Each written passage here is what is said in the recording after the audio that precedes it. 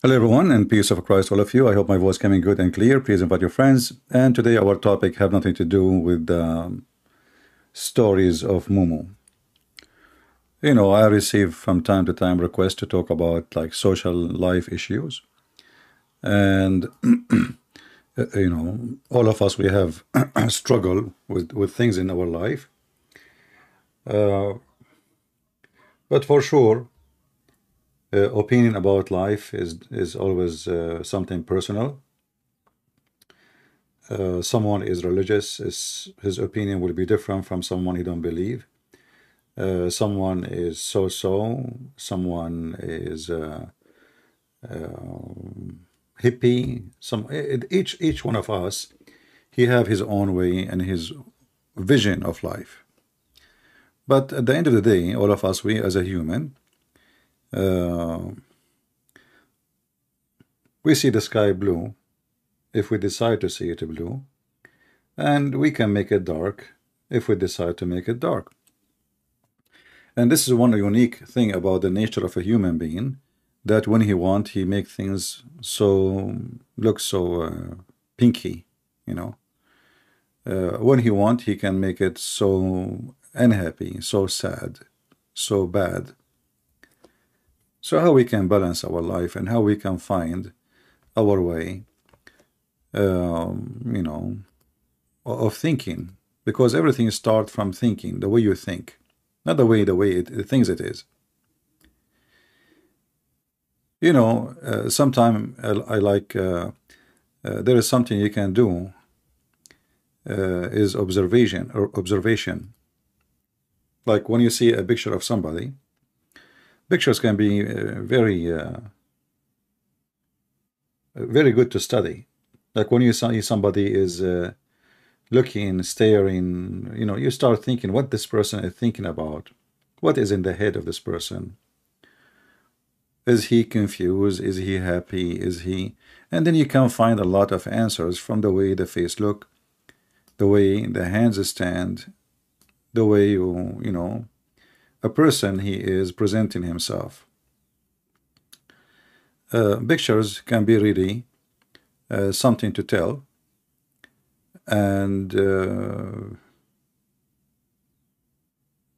for sure you don't see yourself, people see you, which means at the end of the day you are a picture.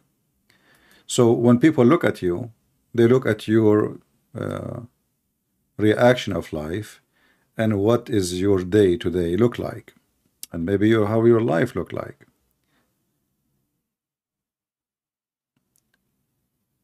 And the biggest problem a human being he suffer from, that he try to understand everything, but he don't understand himself, what he want, how he think life can be enjoyable, why he is happy, what make him happy, what make him sad, what he want from life. Many of us, we live just day by day, and we don't think really about what really we want. I mean, what we want from tomorrow.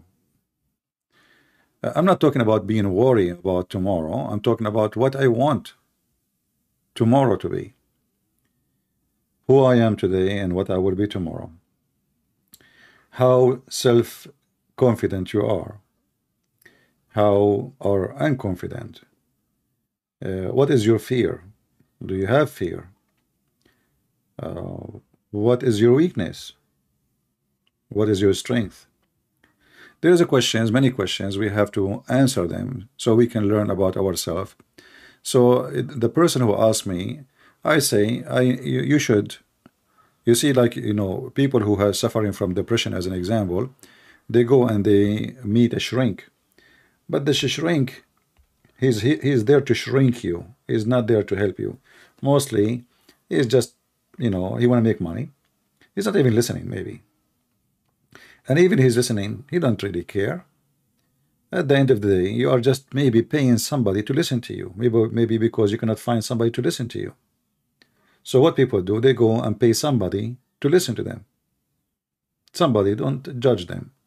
Someone, he sound positive.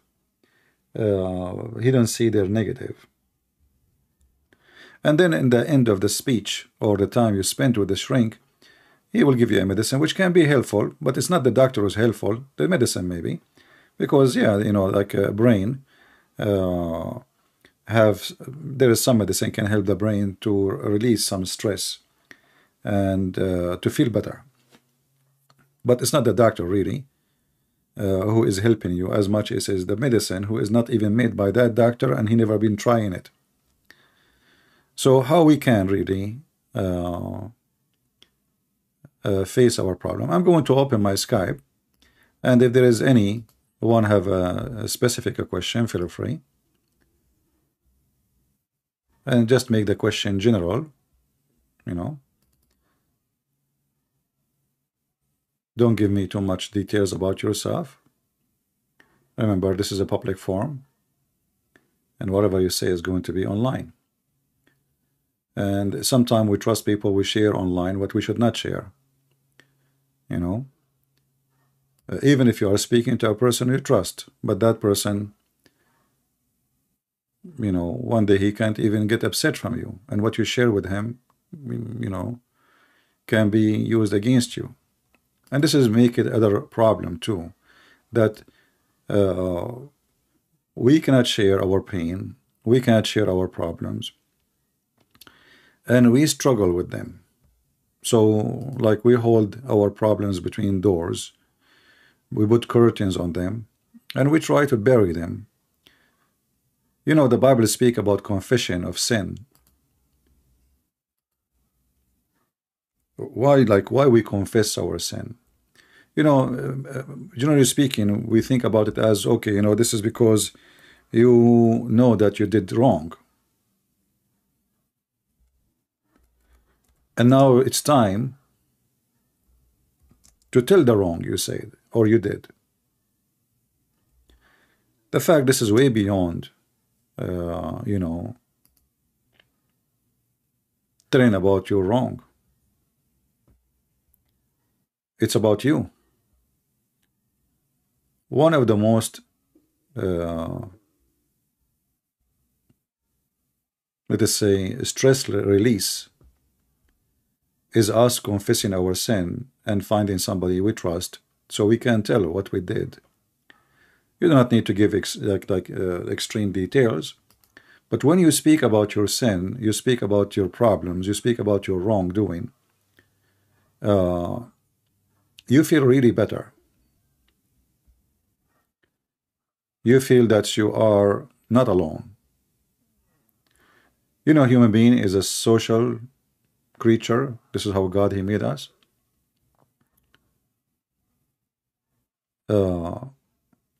And when we confess our sin for the purpose of our sin to be forgiven, at the same time we are trying our best to be honest and not to live in darkness of our problems, like shut the door, shut the window, don't tell anyone, and then you will be fine. In the book of James, chapter 5, it says, you know, confess your sin one to another, not just to God, because God can hear you. Confess your sin one to another and pray for each other so that you may be healed. So there is a healing in the process. You know, God is not really interested of you telling him secrets. He knew it. I mean, what I'm not trying to tell him what I did. He knew everything I did.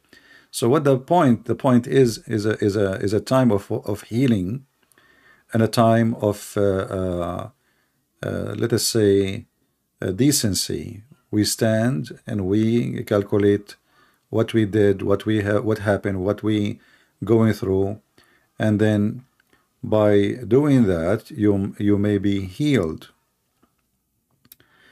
And this is why we pray for each other too.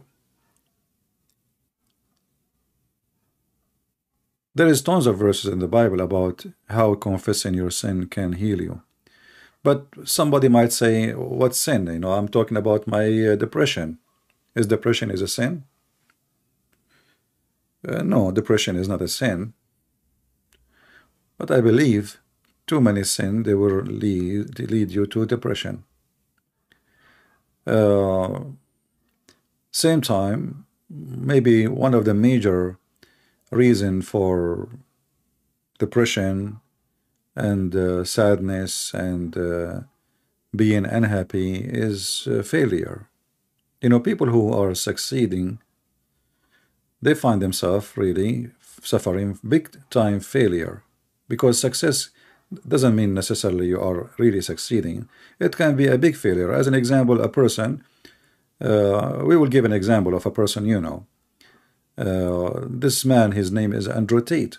He is very successful. I mean, he have a huge number of fans. He have, I mean, according to him, 6 girlfriends at the same time. I mean, for in his scale, he is very successful. He have $300 million in the bank. He own money property. He have collection of cars. I mean, the guy, he think he owned the whole universe. But in reality, this was a big failure, because he deceived himself and he drew a picture of success based on deception and based on lies and based on lying to others and lying to himself. So we need to make a line about what make us successful and what make us seeking failure. If somebody want to talk to me, please text me first, and then I will call you and tell me that you want to join us in this topic. Remember, our topic today is not about Islam. It's about facing problems, and is it time for a change?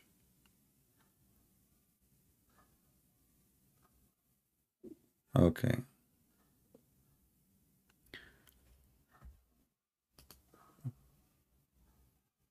Anyone have a question? What do you say about those no male and female in Christ, but same think women cannot preach? You know, for me, I don't know if you heard me before, even though this is not our topic, but it's okay. You heard me before saying I don't like women to go and speak to Muslim men. This is a male society, and a woman should not be associating with such people, because their culture is different. They look at you down, and even they will be violent with you. So a woman, actually, she is the first preacher, not the last one, but she is a preacher in her house for her children's. Who said the woman she is not a preacher? The best preacher is the one who preach to his kids before they go in the road and get involved in drugs and crimes and sex. So the mother, she play a very important role in your life in the future. In fact, your future today was very much involved what your mother she told you when you were a kid. If you go and steal an apple from the neighbor yard, and you come home and your mother she says, oh, go bring more, she just created a thief. If your mother she shout at you, say to you, shame on you, go put it back, she just started a disciplined person who will be a good man in the future. So women, she can preach to her son or her daughter how to live, and she can give a great example. A great example of filth or a great example of dignity. Any other question?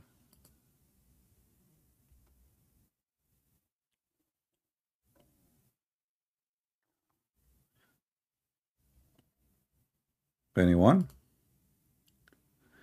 Is confession of sin to other human being obligatory? No, it's not.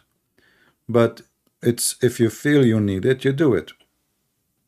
You confess your sin first to God, but then if you find someone you trust, someone You know that is a godly person. You can share with him or with her something you cannot share with others. That will make you feel better. That will help. Confession of sin is you admit to God. You see, God do not need to tell you that I know what you are doing. I see what you are doing. He do not need you to tell him too. I mean, he have it all. The point is that when you acknowledge what you're wrongdoing, you acknowledge that you are wrong and you are seeking to be better and right. That's the whole idea. And by acknowledging you're wrong and promising that to work hard toward fixing your wrong, that means you are still with God. But if you acknowledge you're wrong and then that's it, you decide to live with the wrong forever, that's mean, your spirit is dying, if not dead already.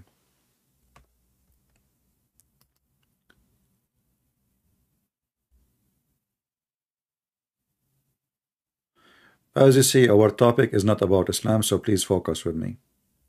I did not start this video to talk about Islam. We talk about Islam every day. All right?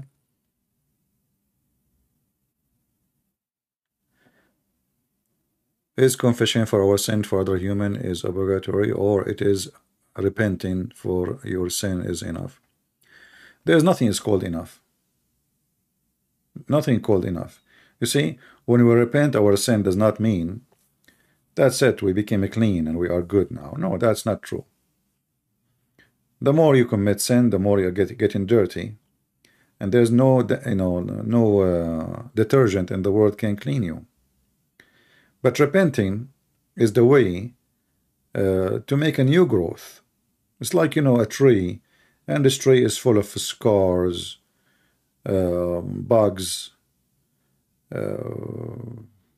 flies, and then this tree one day decide to go and start a new start, growing new green leaves, have no bugs on them.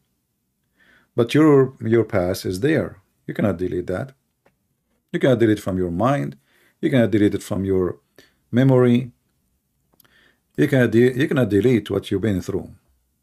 But you can use what you've been through to make and fix it and make it better for tomorrow. Because now you have experience about what is bad and what is good. It's like somebody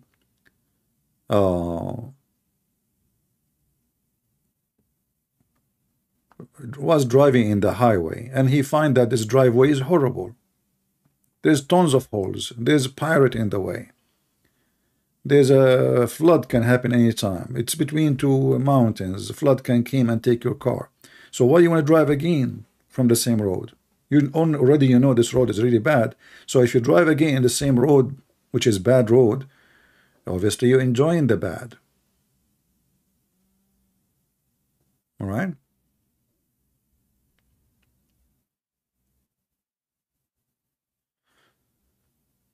What advice you would give to parents who are raising their children in the Catholic faith, but they are not practicing? There's nothing is called Catholic faith and Christian faith. All of this is the first deception you give yourself, that you forgot that you are following Jesus, but you decide to call yourself Catholic faith, as if you are. A Catholic faith is different species. What Catholic faith mean? That actually even insulting. Insulting to God, insulting to yourself, and it's not right. There's a Christian faith. There's nothing is called Catholic faith.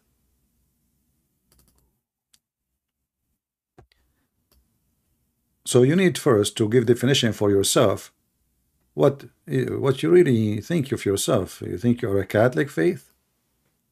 And then you teach your children Catholic faith? And then your children go in the street and say we are Catholic faith? What does that mean? We follow Jesus. We don't follow Protestant or Catholic or Orthodox. We don't follow any man. So when you teach your children, you teach them how to be Christians and how to follow the teaching of the Lord, not the teaching of a bishop.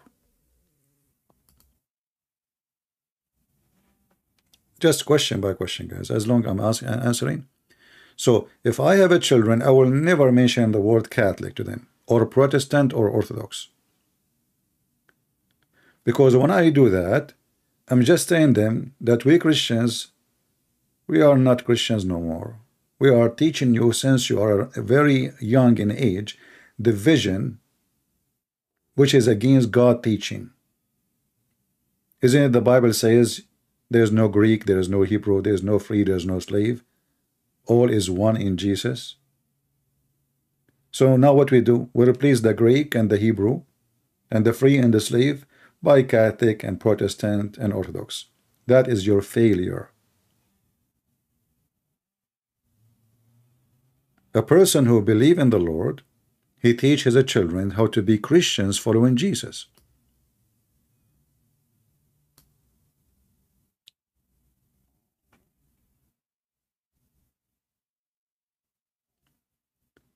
Why Jesus fast for 40 days? Well, those questions about the Bible, this is not our topic today, but we are talking about social life, so focus with me. So if you want to teach your children, teach them the value of the Bible. Don't murder, don't lie, don't steal. Don't. We have the 10 Commandments. Those are the best to start with.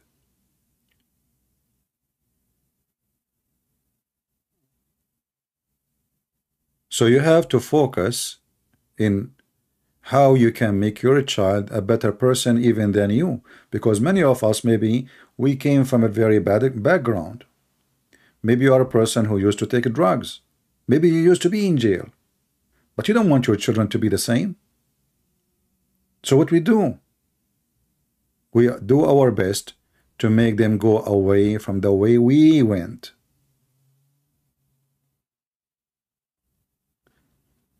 All right. Any other question?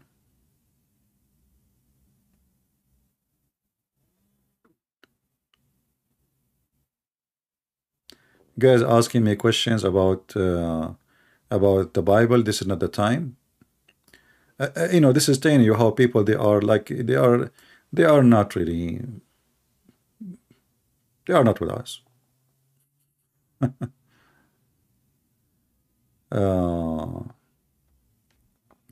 Let us see hello world what he is saying.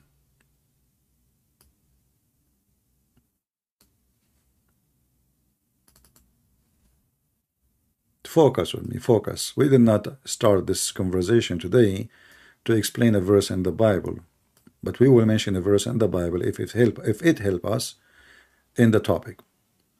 Hello world saying, I am hypocrite who is having a hard time moving away from my old lifestyle.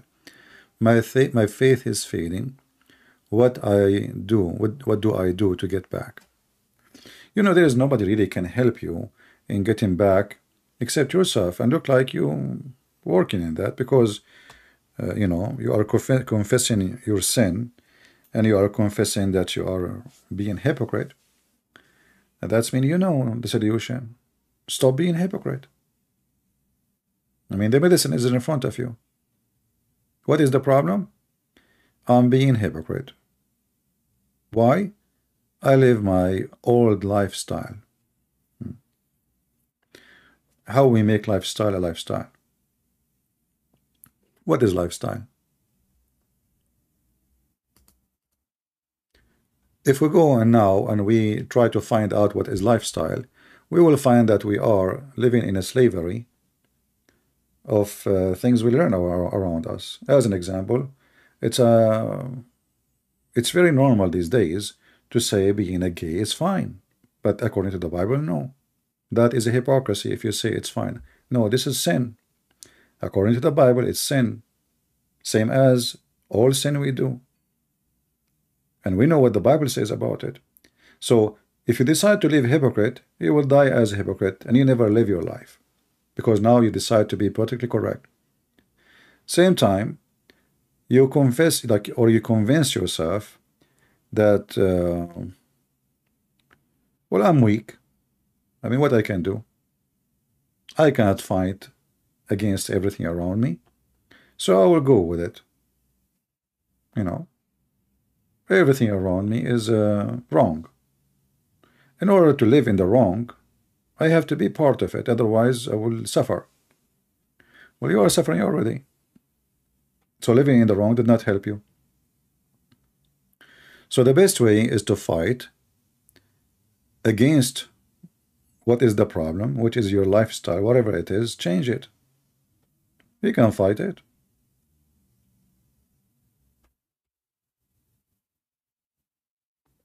You know, me when I was very young, I was a troublemaker.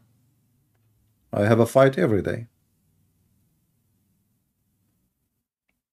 Guns is my favorite toy. Uh, if I see somebody in the street looking at me, why you are looking? Just looking. You just look at me, I will ask you why you are looking. That was a lifestyle. But I grew in a society where everything is ugly and bad. So either you live like a prey or a predator. The society around you teach you that there is no two solutions. Either you are the one is scary and everybody hide from you, and then this is the way you protect yourself, or you are the one who everybody jump in your back. But you can change. You can be the one who is the strong, the brave, etc. But you can hold your horses and you can change yourself, maybe not right away, but slowly, slowly, slowly. Like now, you know, if see somebody looking in a funny way, or even like once I was walking the street, a bunch of kids behind me, I don't know what they start saying. It sounds like they are laughing, saying something about me. I don't know. I just ignore it. But I want to involve in a fight with teenage kids? That would be horrible. What the point?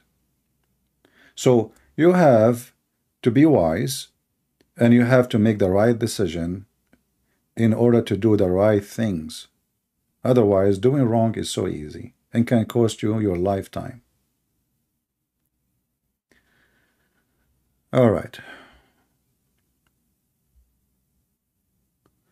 Let us see. I'm trying to get the questions.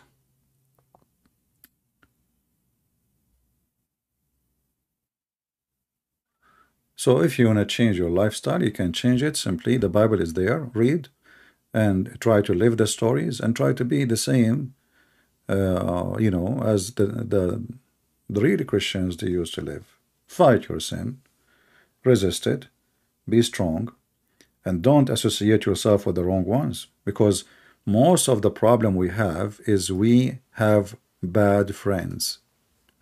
You know, it's very hard to find a bad apple not affecting the whole box of apples. And it's hard to find that one good apple made all the bad apples good. But with the Christ, impossible is possible.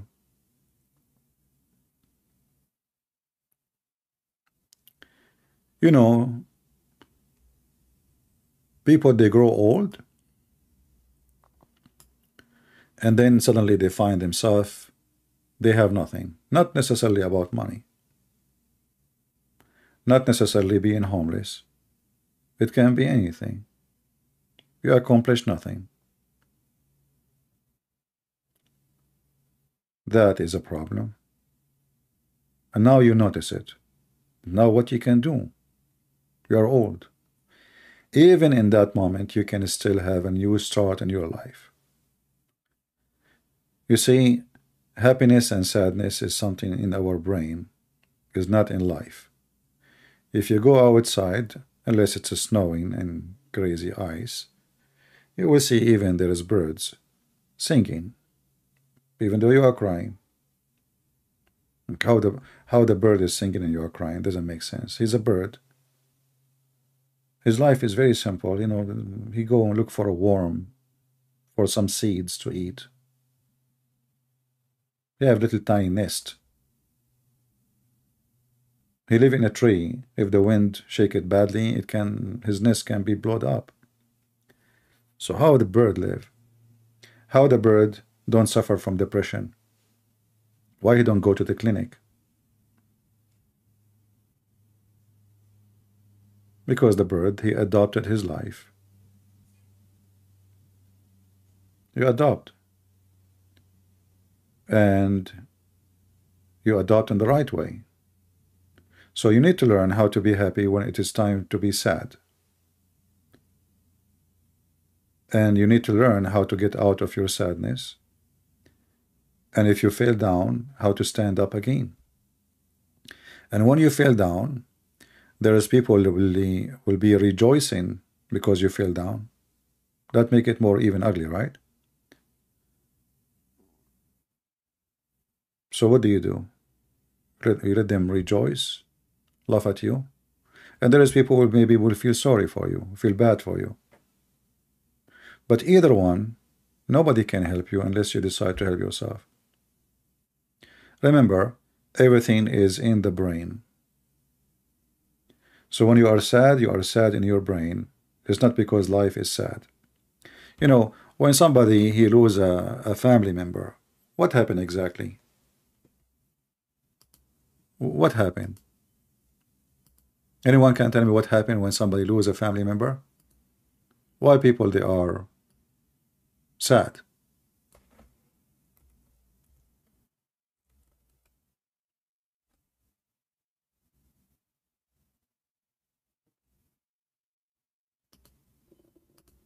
Anyone can help us?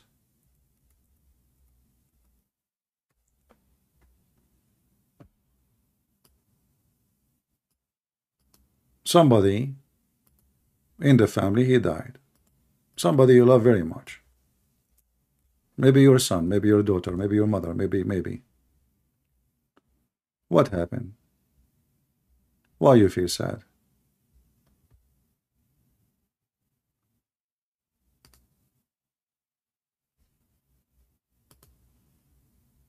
Is the question difficult? They lost love? Separation? Let us see. I'm going to put my on the chat so people can see the answers. Give me a second.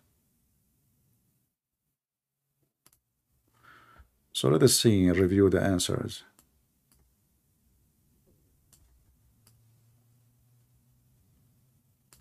So I see here some people saying they lost love, separation from loved one, hurt, they miss them. If they went too early, attachment. You will notice that everything you said is just giving me an answer that you are selfish.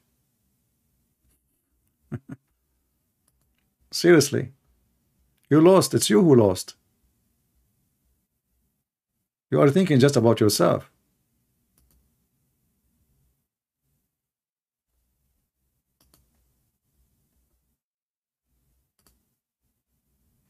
You lost.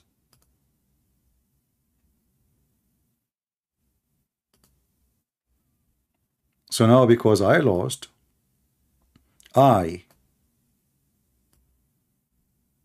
see the I? The I is big.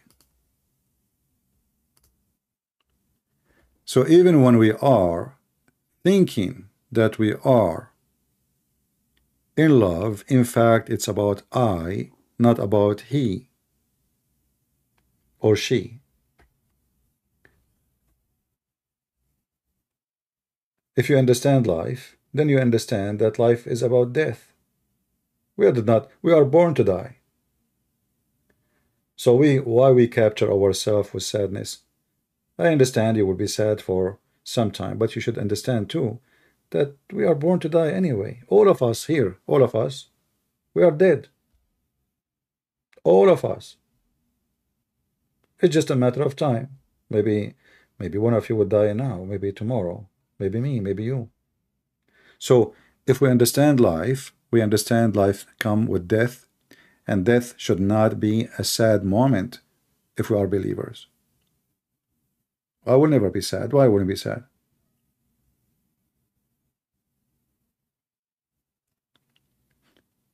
You might say, well, talk is cheap. I mean, so if you lost your dad, or I receive a message, and I was live on air. I was live on air, and I receive a message that your father, he passed away. I finish all my program. I never mentioned that, even for years to come. Nobody even know. I was talking like now, and I did not even mention it.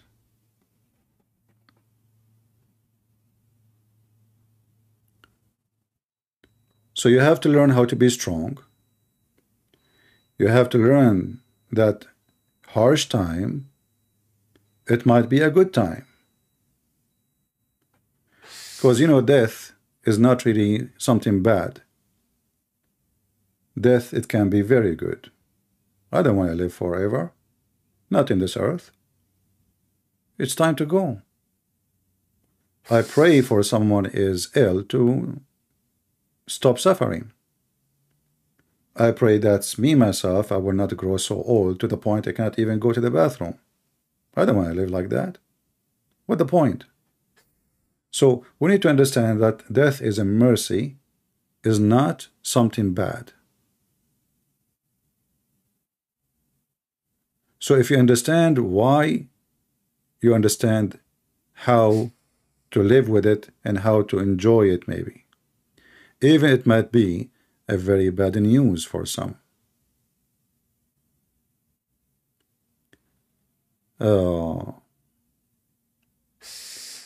I see. Give me a second, please.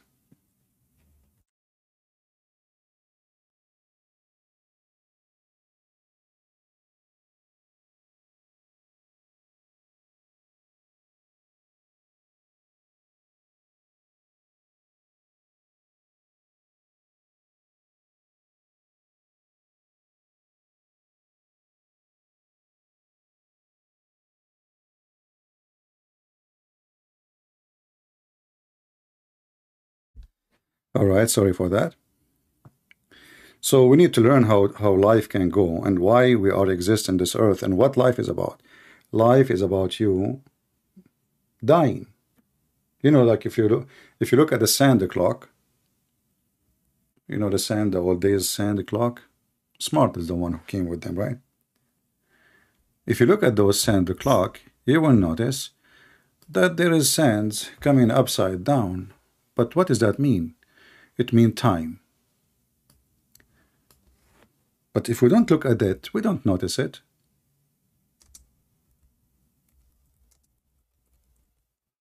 You know what I mean? And this is what we do in our life. We don't look at it, and we think it's not there. But in reality, the clock, the sand clock, is working every second for you specifically. So why we don't worry about time? Actually, many of us, we try to kill our time. Literally, we kill it.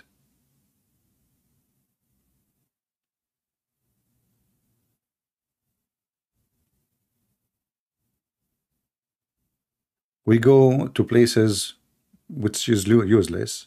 We do things it's have no benefit, not for us, not for others, and we just killing our time.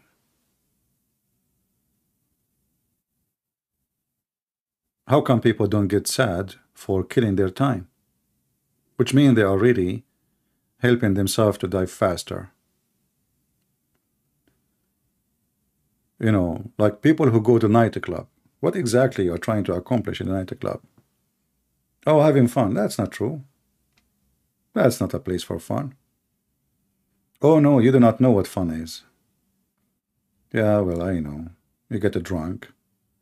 Either you will be grabbed by a pervert, he rape you at the end of the night, or you get shot by a drug dealer. What you get there? And you spend a lot of money drinking stupid alcohol will make you lose your mind. So simply you are just not only killing time, you are killing yourself. It might be ending physically dead by somebody shooting you or raping you, or associating yourself with a bunch of people who they don't fit to make your life better. You kill your time every day.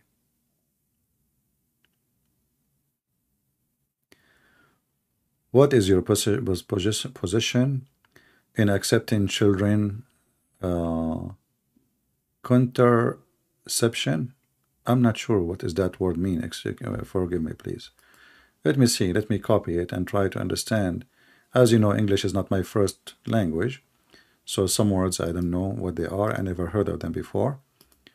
And I do my best with my limited language skills in English. This is why, like there is some topic I avoid talking about them in English because they need some, language skill.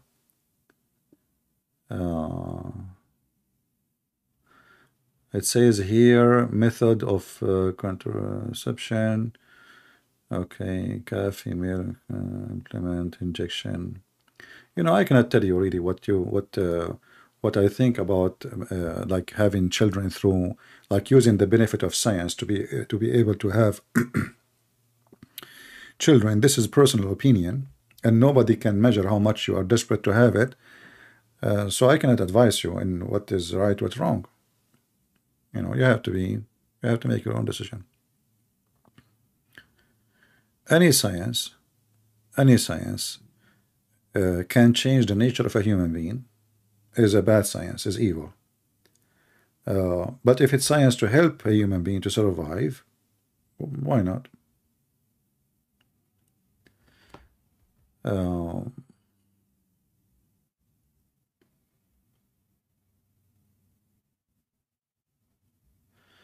Any other question?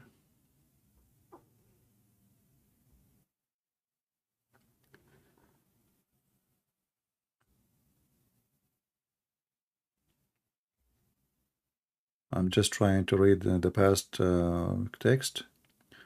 What I should do, I have thoughts that I would never think, but the same reason they just came to me, mind would never say such a thing, would never think about them seriously. I don't know what are you talking about, my friend.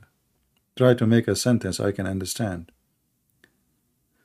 Why did people go into deep thinking so easily? Why did people go into deep thinking so easily? As I know, it's not that, it's the opposite. People go in deep thinking easily. Since when? That is something new for me. What I know that people go to shallow thinking all the time, because shallow thinking is comfortable. Shallow thinking is comforting, not deep thinking. Let us put this on the screen so guys you can read with me.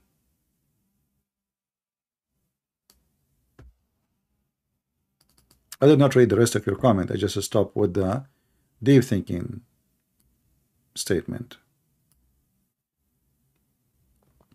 How many people you see a day, they have a deep thinking?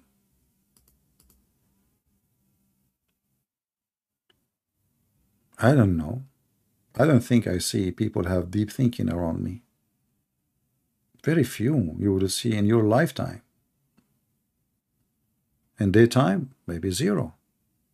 So why did people go into deep thinking so easily? Because even my mom lost her energy and hospitalized when the people backbiting her, she did not handle it. She could not handle it. I did my best to console her.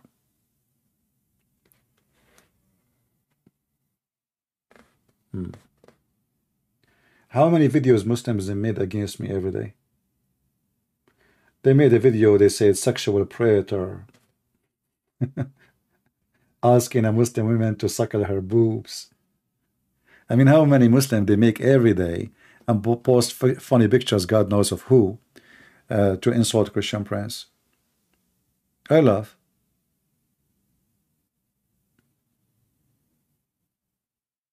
I laugh. So your mom, my friend, she need to understand that the easiest way to fight envy and stupidity of mankind around is to laugh at it, not to be suffering from it. Because if you suffer, this is the whole point of backbiting you, is to make you suffer. I will speak bad about you to make people think bad about you, but are you bad? No. Okay, I laugh. So if people think about me about being bad, well, did you see anything bad from me? No. So obviously it's a lie. I will not let someone, play with my life and make me desperate or depressed because they speak against me. That is actually, it might be even helpful. It might be very good that somebody speak bad about you. Then when people they see the real you, that person will be exposed, and then they will highly respect you. It works in the opposite way. But if you let them see you suffering, like I need to go and see consulting now, I'm crying, they would do it more. Somebody saying, when did you become a philosopher? Well, my friend, philosophy is not something you become, it is something you do every day. As an example, my philosophy now, that your comment is kind of offending. This is my philosophy, so I decide to block you. Just to show you something about my philosophy. This guy, he keep posting, when you become a philosopher. This is how stupid you are. What does this have to do with philosophy? Was Jesus a philosopher? He was Aristo?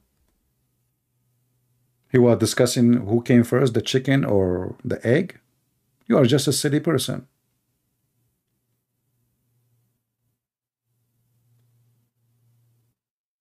There is words we use in the term of life, but we do not need a philosopher to make us speak about philosophy, because philosophy is how you understand life. Take the word philosophy away. When we use the word logic, logic is part of the philosophy, but we practice logic every day. Why I want to have a high-speed internet? Because it's a high-speed internet. That is the logic. Why women she put makeup? Because she want to look pretty. That is the logic. But you, instead of focusing with us in the topic, you are thinking, when this guy became a philosopher. I will tell you the secret. I just ate an onion. Just don't tell anyone, please. If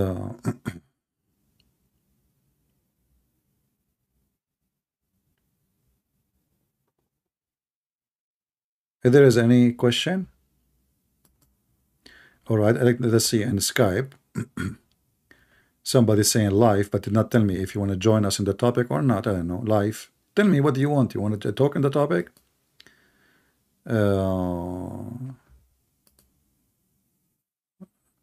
Is your Skype open for Christian calls?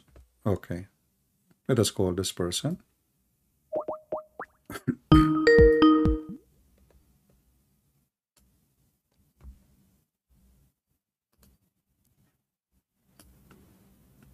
Hello?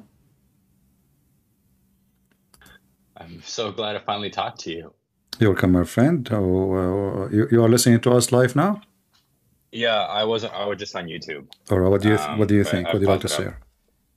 I just wanted you got me addicted. That's what I want to say. Your comedy and some of the catchphrases that you have. Like one of my favorite ones. I use it with my wife, and she laughs at me all the time What what when you what say what what is that? a catchphrase. It's like, when a superhero has like a word they always say, like being awesome. Yeah. Like one one thing you say is like the stupidity is amazing. It's really, Well, really funny. it is, because you know, I mean, you will be amazed how stupid a human being can be, and there's nothing can describe the stupidity except saying it's amazing. It's because it's out of Yeah, prediction. it's like you're like surprised by it, right? Yeah, yeah. Yeah, yeah, but thank you for doing what you're doing. Like I kind of discovered you on accident through YouTube. I think they made a mistake by recommending me some of your videos when I started listening, and just like, wow, I didn't know anything much about Islam, and it just sometimes it could just be exhausting listening to it. So this topic that you have, it's kind of like a breath of fresh air from the stupidity. Yeah. Well, thank you, my friend, Um, for calling us. Anything else? I wanted to kind of touch base on some of your topics All right. that you have going here on the philosophy, where kind of like where in life it's more about like finding your purpose of what it is, and living your life is not really for yourself; it's living it for others. Kind of like what Christ has done. He didn't live for himself. He came here for everybody. So like What the word others mean? others means it's not you. Hmm. Like the parable that Jesus talked about the Samaritan, Hmm. like when he was talking about who is my neighbor, and things like that. So, or in that kind of sense. So things like living it by reflecting on your values, your passions, and sharing that with others. Your life experiences, exploring different opportunities, working with other people, but it's putting yourself aside and focusing on bettering the world, bettering everyone around you. Hmm. When we say we're thinking of others and doing something good for others, do we do it because I'm trying to convince myself, sorry, that I want to be a good person, or because it is the right thing to do? I think that actually depends on the person. Some Yeah. people, they have like a ego thing where Hmm. it's like where I find it really interesting in the Bible where the priests pray on the streets and saying, "Hey, look at me, look how holy I am." But in Yeah. this sense, they just want people to look at them and think better of them. But when you look at what Jesus taught, he says, "Close your door.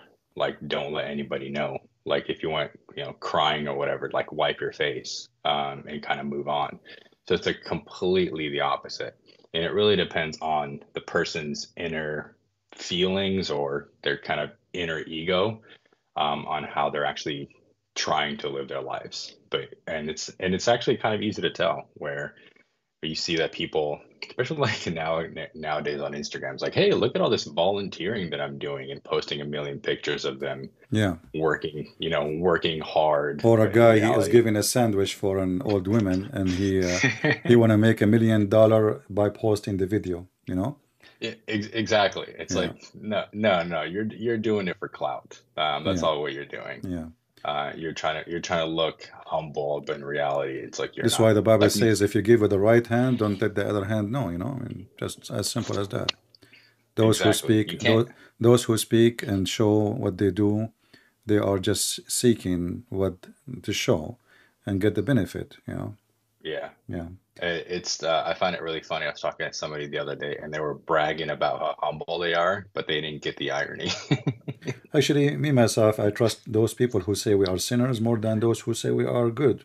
You know, Exactly. because the Yeah. one who say he's a sinner, he's being a natural human being. All of us were sinners. The one who present himself to be good, that is the one. Can be scary. Yeah. Yeah. Exactly. And the Exactly. Bible speak about. I will summarize what you are trying to say to me, that we should fight anything to do based in selfish act, as in Philippines. So when you do an act, you think about it. Am I doing it because I am being selfish, or because I'm doing the right thing. If it's based on selfish, that's why when I said even somebody he pass away, and then you are supposed to you love this person, but in reality you are being selfish now. God created you, and you know from the beginning that he will die, you will die, and now you decide that you want to own the person forever, so he can make you happy. He wants you to stay with it. He wants this person to come back from death to keep you happy, and you cannot go out of your selfishness. Right. Yeah, exactly. And that's kind of back to kind of going to Jesus' teaching. He says it'd be better if I leave you. Yeah. Well, thank Kind you, of my takes that friend. into full circle. Thank you for your input, and happy to speak to you. And say hello to your wife, my sister. Thank Thank you. you. Take Have a care. good one. Take care. Bye. Somebody asking me about death. What age do humans become accountable for their sin? Very easy. When you notice it is sin, that's the time you became accountable for your sin. If you are crazy and you are 50 years old or 80 years old, you are crazy. I mean, you don't have the mental ability to know what is sin, what is not. God will judge you by what you know. God judge you by what you know. So if somebody he is mentally ill, he even hurt himself, you know, we cannot judge him the same way we judge someone is not.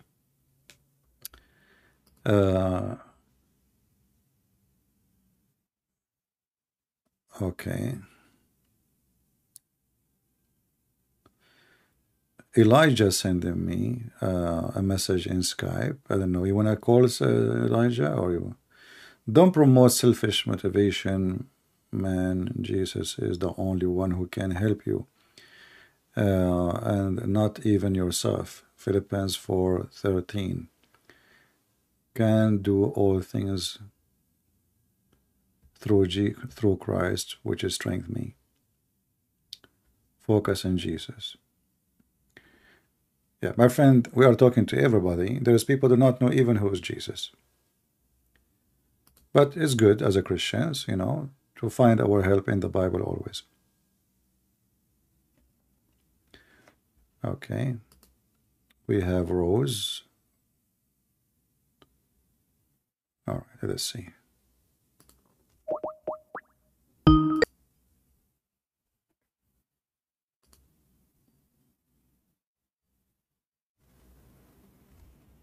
Hello?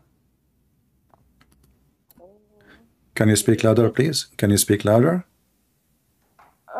Yes, I can. I'll Oh, just. okay, Can now you it's hear me now? now it's fine. Okay, go ahead. Is it better? It's good. Go ahead. Okay, can you hear me? I do hear you. Go ahead.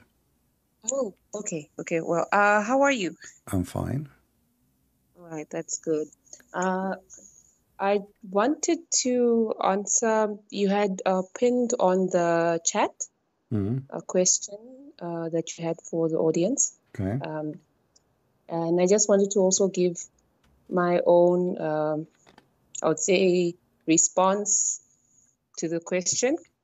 I think it's a very personal question because I think everybody deals with it differently. But I would say, in my opinion, it would be, for me, I would say what has helped me a lot is prayer. Okay. Because help you in what? The prayer. in navigating my life as a Christian, Okay. in navigating the joy that I experience, or plans that are not going my way, or sadness.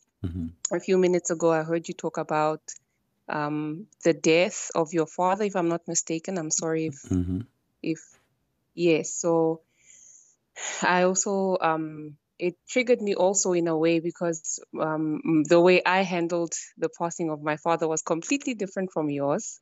I was not calm.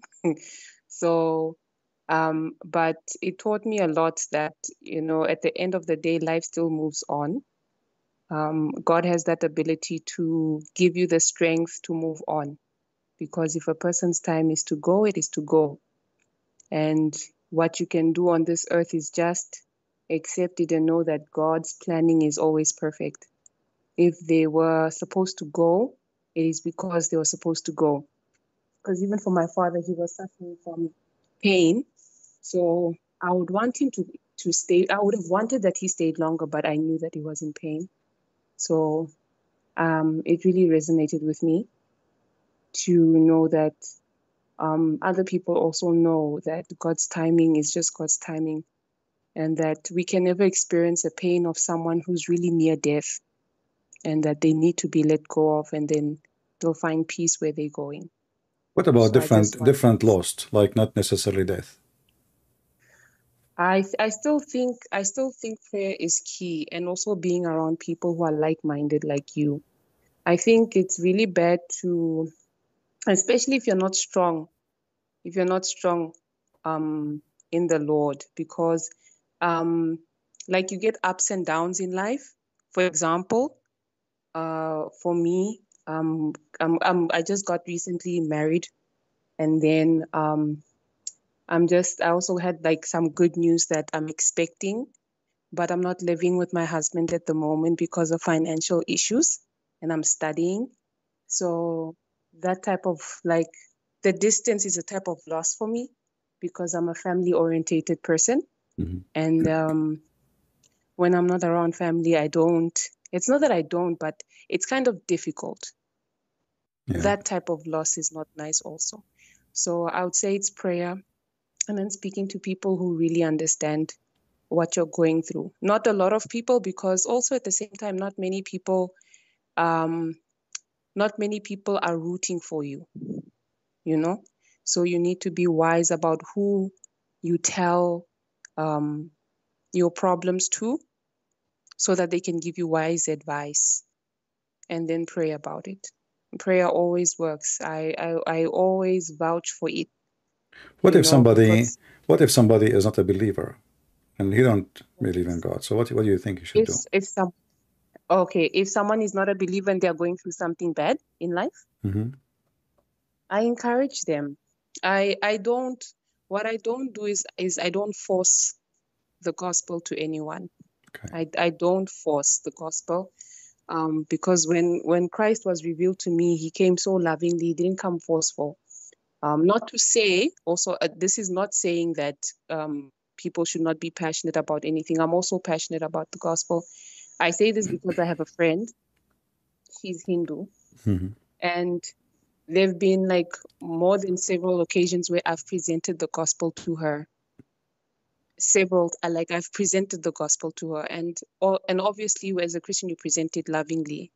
But there comes a time where if you can see that someone they're not willing, if they still avail, you cannot, how could I say? You cannot be too hard, not harsh, because I don't want to compare it to you, CP. You're the best at what you do. Okay. So I'm just saying that with me, I always encourage them. This particular friend, I encourage her a lot because she goes through so much. So I always encourage her, but sometimes I encourage her through Bible scriptures, and she does not know, Mm-hmm. you know? She Mm-hmm. does not know that the wisdom that I'm giving her is from the Bible. Sometimes I would give her an encouraging word and it would come to me. It's not that at that moment I'm holding the Bible script, I'm holding the Bible, I'm reading the verse. No, but it just comes to me by the Holy Spirit. And I tell her as though I'm just giving her advice. And she says, she always says wise words. And I always say, don't thank me, thank God. But I know for her, in her eyes, it's not the God that I praise, right? But for Mm-hmm. me, in my heart, I know I'm intentionally saying thank God, as in thank the Lord Jesus, because for me, I can't even say thank God in my heart, because when I hear her say wise words, and when she tells me that her day has gone well because of the words that I've said, I can't keep saying thank God in my heart. It always comes out of my mouth. So I Yeah. would say encourage them, because they go through this life with hardship just like you do. There's nothing new under the sun. So if they go through hardship, if you go through hardship, encourage them, because it's not easy. Exactly. Well, I'm happy to speak to you, sister, and I hope your husband will be back soon, back home. And actually, I see some benefit of him being away because when a person, uh, if you are with someone special for you, in this case is your husband, you will not really know how much you love him until he go. You know what I mean? So, and the same for him. So maybe it's a good thing, not a bad thing. That will make relationship between you and your husband better and stronger. So don't take it as something negative. Maybe it is something positive. Right? Hear you. I hear you. All right. I hear you loud and clear, and I thank you. And You're welcome. yeah, Well, God bless you, already and thank you very for something. calling. Thank you. Take care. Thank you so much. All right. Bye bye, CP. Yeah, she mentioned that I'm being harsh. I am harsh on myself because you have to be harsh. There's one of two things you can be in life. Either you are harsh, for life is harsh, but doesn't mean harsh with people to hurt them, and harsh to no, harsh is strict to, or let us say, stick with reality and don't fool yourself and don't go around the bushes and say things as it is. The problem is we always go around the bushes and we don't want to say what's wrong. Even between wife and husband, the wife should not tell the husband what is really why she is angry from him. So she mentioned things have nothing to do with the reason, the real reason. Same maybe the husband.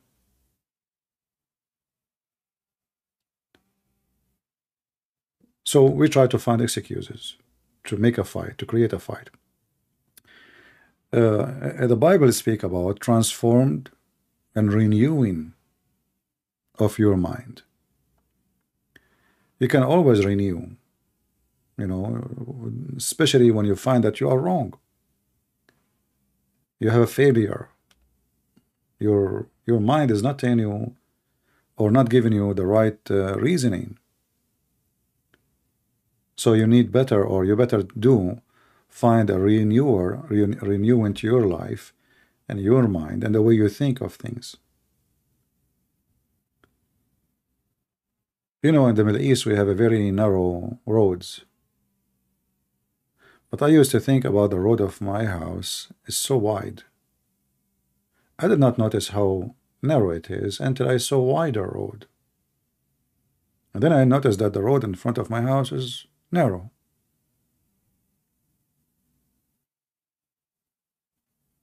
I did not see better. I do not know better. This is wide. And this is very wide. Because I never saw what wide is. And this is exactly what happened to us in our life. Even sometimes when we have a little tiny problem, we think we are the most unfortunate people in the world.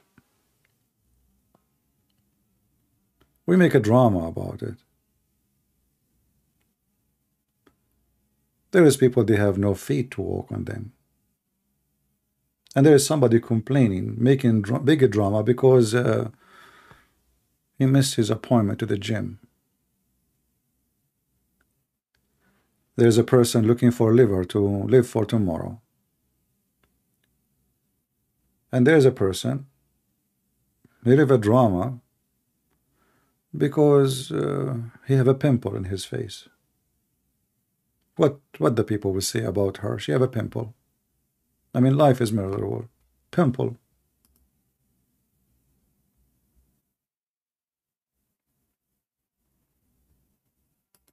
Sufyan saying, your Jesus do not know the hour. My friend, that you are stupid. That means the Quran is a lie. Because if you watch the Sheikh, your Sheikh, what is his name? Sheikh Umran, he said the Quran have a problem when he says La ilmu sa'a, because that makes Jesus know the hour. So your God is stupid. According to you, Jesus do not know the hour. According to your God, Jesus know the hour. Stupid religion like your prophet. Let us see if we have another caller.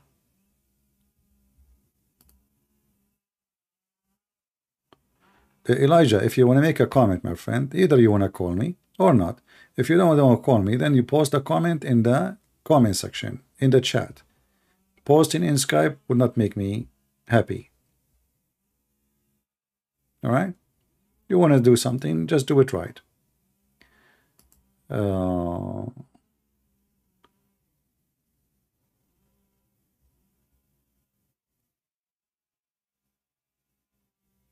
Okay, people sending me message in Skype, they are weird. And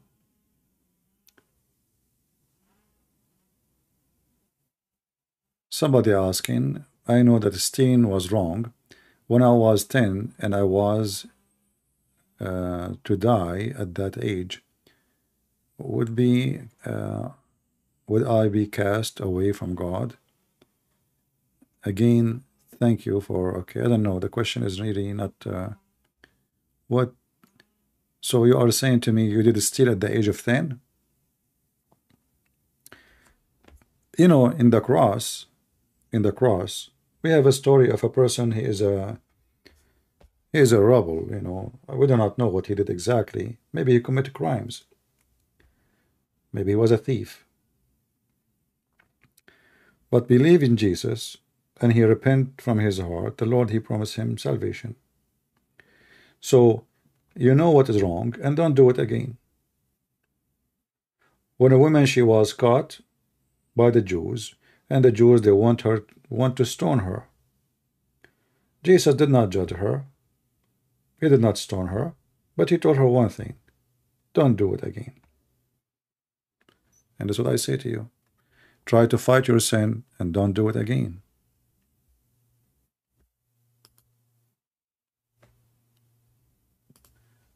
Anyone would like to join us?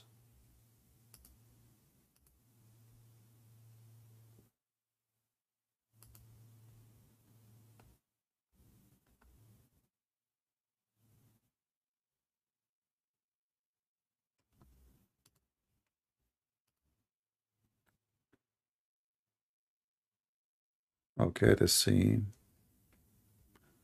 We have somebody.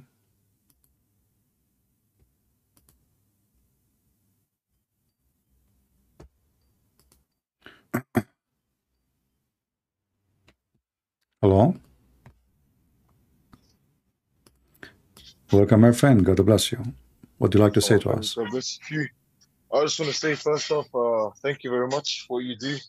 I've only been watching for about a week, but I love the content. You really make this enjoyable and informative. You give a lot of information about Islam and Christianity. My question was in the chat. On Skype. Yeah. So you said when someone knows that a sin is wrong, that's when they become accountable. Yeah. Because so when I was sorry, brother. Go ahead. Okay, when I was 10 years old, I knew that stealing was a sin, because everyone knows that age stealing is a sin. Okay. Let's say I did steal and I was to die when I was 10. What would happen to me then? Because I'm still a child, but I knew sin was bad, it was wrong. You see, we don't want to do what the Muslim do. A Muslim, he put himself in place of God, and he start telling people who go to heaven, who go to hell. I cannot do that. So, based what we know from the Bible, that's like what you stole. You stole what, an egg? What you stole? This doesn't matter. Maybe, I don't know, a sweet, a pen. Okay, you see, because the Bible is very simple. Even the Bible says if somebody is old, he's a growing person, and he stole something to eat, you don't punish him. You don't. Yeah. Why? Because he is not stealing. He's not stealing because he's a thief. He's stealing because he's hungry. So, being a child at the age of 10, even if you know, it was wrong, but you are still incapable of being the mature person who can make the right decision. You are just being a kid. So I don't think God will judge you for such a thing. But then if you continue your life and you made the lifestyle as a thief, then that is a different story, However, Yeah. you see, because you have a good heart, you remember what you did even when you were 10 years old, and you are asking yourself, what will happen to me if I die at that age? I think the Lord is, is all merciful, and the Lord, He says to us, if you don't become like the little ones, you will not enter the heaven. So even if when you are the little one and you do some, let us say, bad things, for the Lord, still you are, you know, not to be accountable for what you did. Okay, brother. If you have time, we've got one more question. It's about Islam and We don't want to mix the topic humanity. today with anything else, you know? Yeah, no, but it's just something that the sister before on the phone call said. I just want to understand. Okay. So I have a friend. Mm. For context, I'm 19, he's 18. We went to the same school. He's Muslim, but I don't feel like he. Every time I give him and I use your videos a lot. Every time I give him an argument against Islam to Hmm. show him that Muhammad is obviously very false prophet. This is very, like you say, very stupid to believe he's a prophet. Hmm. He always has something to say. He always has a video of a sheikh or a video of an imam, or he brings his dad on the phone. Mm. What should I do? What point is enough? Because for me, I Well, feel very obviously, this person who show you a video of somebody else, he's an idiot, because simply, if you ask me, I'm not going to show you a video of somebody else to answer you. That means he do not know the answer. Secondly, if I try to get the answer from somebody, and that body mean nothing to me, especially I am the one who's asking you. I ask you because I asked you, because you are the one I want to get the question to be answered from. But I give you a video of somebody else. Obviously, I do not know. So you should tell him, are you telling me you do not know what to answer? You are giving me a video of somebody else. And then the video of somebody else, is it truthful? Do you agree with it? You know, because we can laugh at it. So the easiest way to do the right things is to educate yourself. If he give you a video, to watch it, and then you watch it, then you can respond to him, because now you are very well educated, and you show him how stupid the one who made the video is. So he could not solve the problem, he make it more problem. Like, yeah. we quote what Zakir Naik is saying every day, not because he is smart, but because he's dumb. We quote what Muslims say every day, what Muhammad say every day. Not because they Yeah. are genius, but because they are saying stupid things. So I don't mind to play all the Muslim videos. I wish I can play all the Muslim videos, but YouTube have rules called copyright. Otherwise, it's going to be really fun if we can play a Muslim video and we die laughing at the stupidity of the excuses they give. Yeah. Yeah. All right. Anything else? Thank you very much, brother. All right, my friend. No, just one question. If I get him to call you now, will you talk to him? Yeah. Well, thank you very much for calling. God bless. Thank you very much, brother. Take care. When somebody give me an answer by, okay, watch this video, obviously he have no answer. Otherwise, why you are giving me a video of somebody else? And every single video made by Muslims is laughable. Miracle in the Quran. Like Lili Dawah, he made a video about miracle in Saudi Arabia, it became a green. Are you sure? As I know that every week they have a prayer for the drought in Saudi Arabia.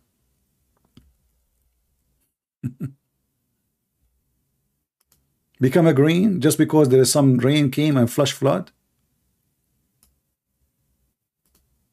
We laugh. We laugh at those, I just search in Google, Prophet Google, peace be upon him. It says, prayer for rain performed across Saudi Arabia 21 hours ago. You go to the page of Lili Dawah. Allahu Akbar, brother and sister, Prophet Muhammad, he says the Arabian Peninsula will become green.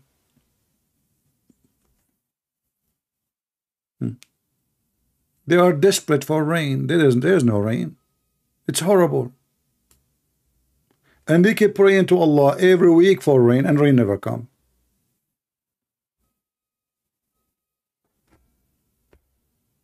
See how, So they make videos, we laugh at them. I wish we can play them. So we just the best comedy ever. And this is the case not only in Saudi Arabia, in Emirat, in Bahrain, all those Middle Eastern countries. They have no water. And thanks to the oil now, they are getting the technology of the Western, not Allah, to make the salty water fresh water. But remember, the Quran says that salty water and fresh water never mixed. Anyway, do we have any person want to join us? All right, let's see this person here.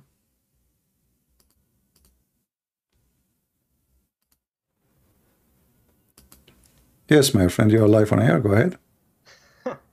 Man, I've been watching you for months, bro. I love you. Just to let you know that. I'm really thankful for everything that you do. I just wanted to call you because I've never had an opportunity to, you know, because most of the time you don't like Christians calling you. So, yeah, I just wanted to call you. Thank you for everything, man. I've learned so much from you. I debate Muslims all the time over Discord because of the knowledge that you share with us. And yeah, I just really appreciate everything you do. Well, thank you, my friend. And you know, I do my duty, nothing more, nothing less. Yeah, right. Amen. Yeah. And it's not I don't like to talk to Christians, but if the topic is about Islam, why a Christian wanna call me? So there's no point. I like to show the world that Muslims cannot answer, not two Christians, you know, bashing Islam. That's what the Muslims do. The Muslim, if even they invited somebody to talk with them about Islam, is somebody who knows nothing, so they can lie as much as they want. So we don't want to do the same. All right? Yeah. Thank you very much for your call. All right. Well, yep. Thank you. Take care.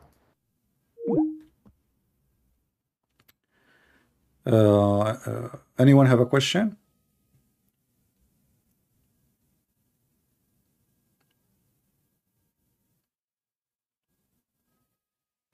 The funny is, there is a person who asked me to talk about the topic. He did not post any question. Strange, isn't it? Yeah.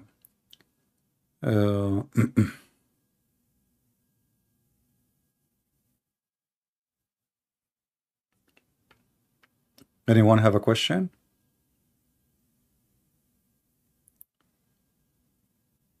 You know, always you need to remember that life and difficulty, they go together. You have to give effort for anything you want to do. I mean, you can't even have a baby without making an effort. You want to have babies, you have to do something. It doesn't happen by itself. So, you know, we think that the best treating in our life is to be lazy and not to resist. A lazy mean there is something bad in my life. I am lazy to fight it. I'm lazy to go against it. I'm lazy to stand up for my right. I'm lazy to fight the evil ones. I'm lazy because simply it's not comfortable. You know, there's no comforting. Comfort come after you do the job, not before. People want to receive comfort, life without doing anything. How do we battle and motivation? Yeah, this is what I'm saying. You find yourself. You see, if you have a children, I advise you to do the following. Teach your children not to be lazy. In the morning, your child is what, 7 years old? Let your child learn how to put his bed together. If you do that since early age, this kid will grow, will become a male or female, whatever he is or she is. They will never leave the house and their house is messed up. You just created a habit in the life of a child, which is a good habit. So if we grow from since an early age as lazy, we will end lazy. Your son, your daughter have a vacation time, summertime from school. Let them do some work. Whatever work. Let the son cut the grass. Let the girl, help her mom in the kitchen. So we train ourselves to be lazy, and then after some time, it's hard to be the active person, because activities and lazy is the opposite. Being active make you happy. Being lazy make you more sad, because life is boring, slow, time is not moving. Like time is like your enemy. So what do? You go and sleep. You sleep. And the more you sleep, the more you are unhappy. And the more you are tired, not even comfortable.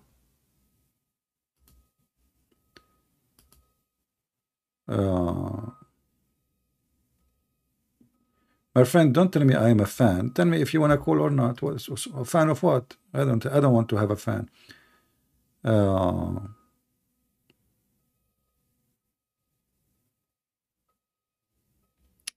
All right, we have a person who would like to join us. Let us call him.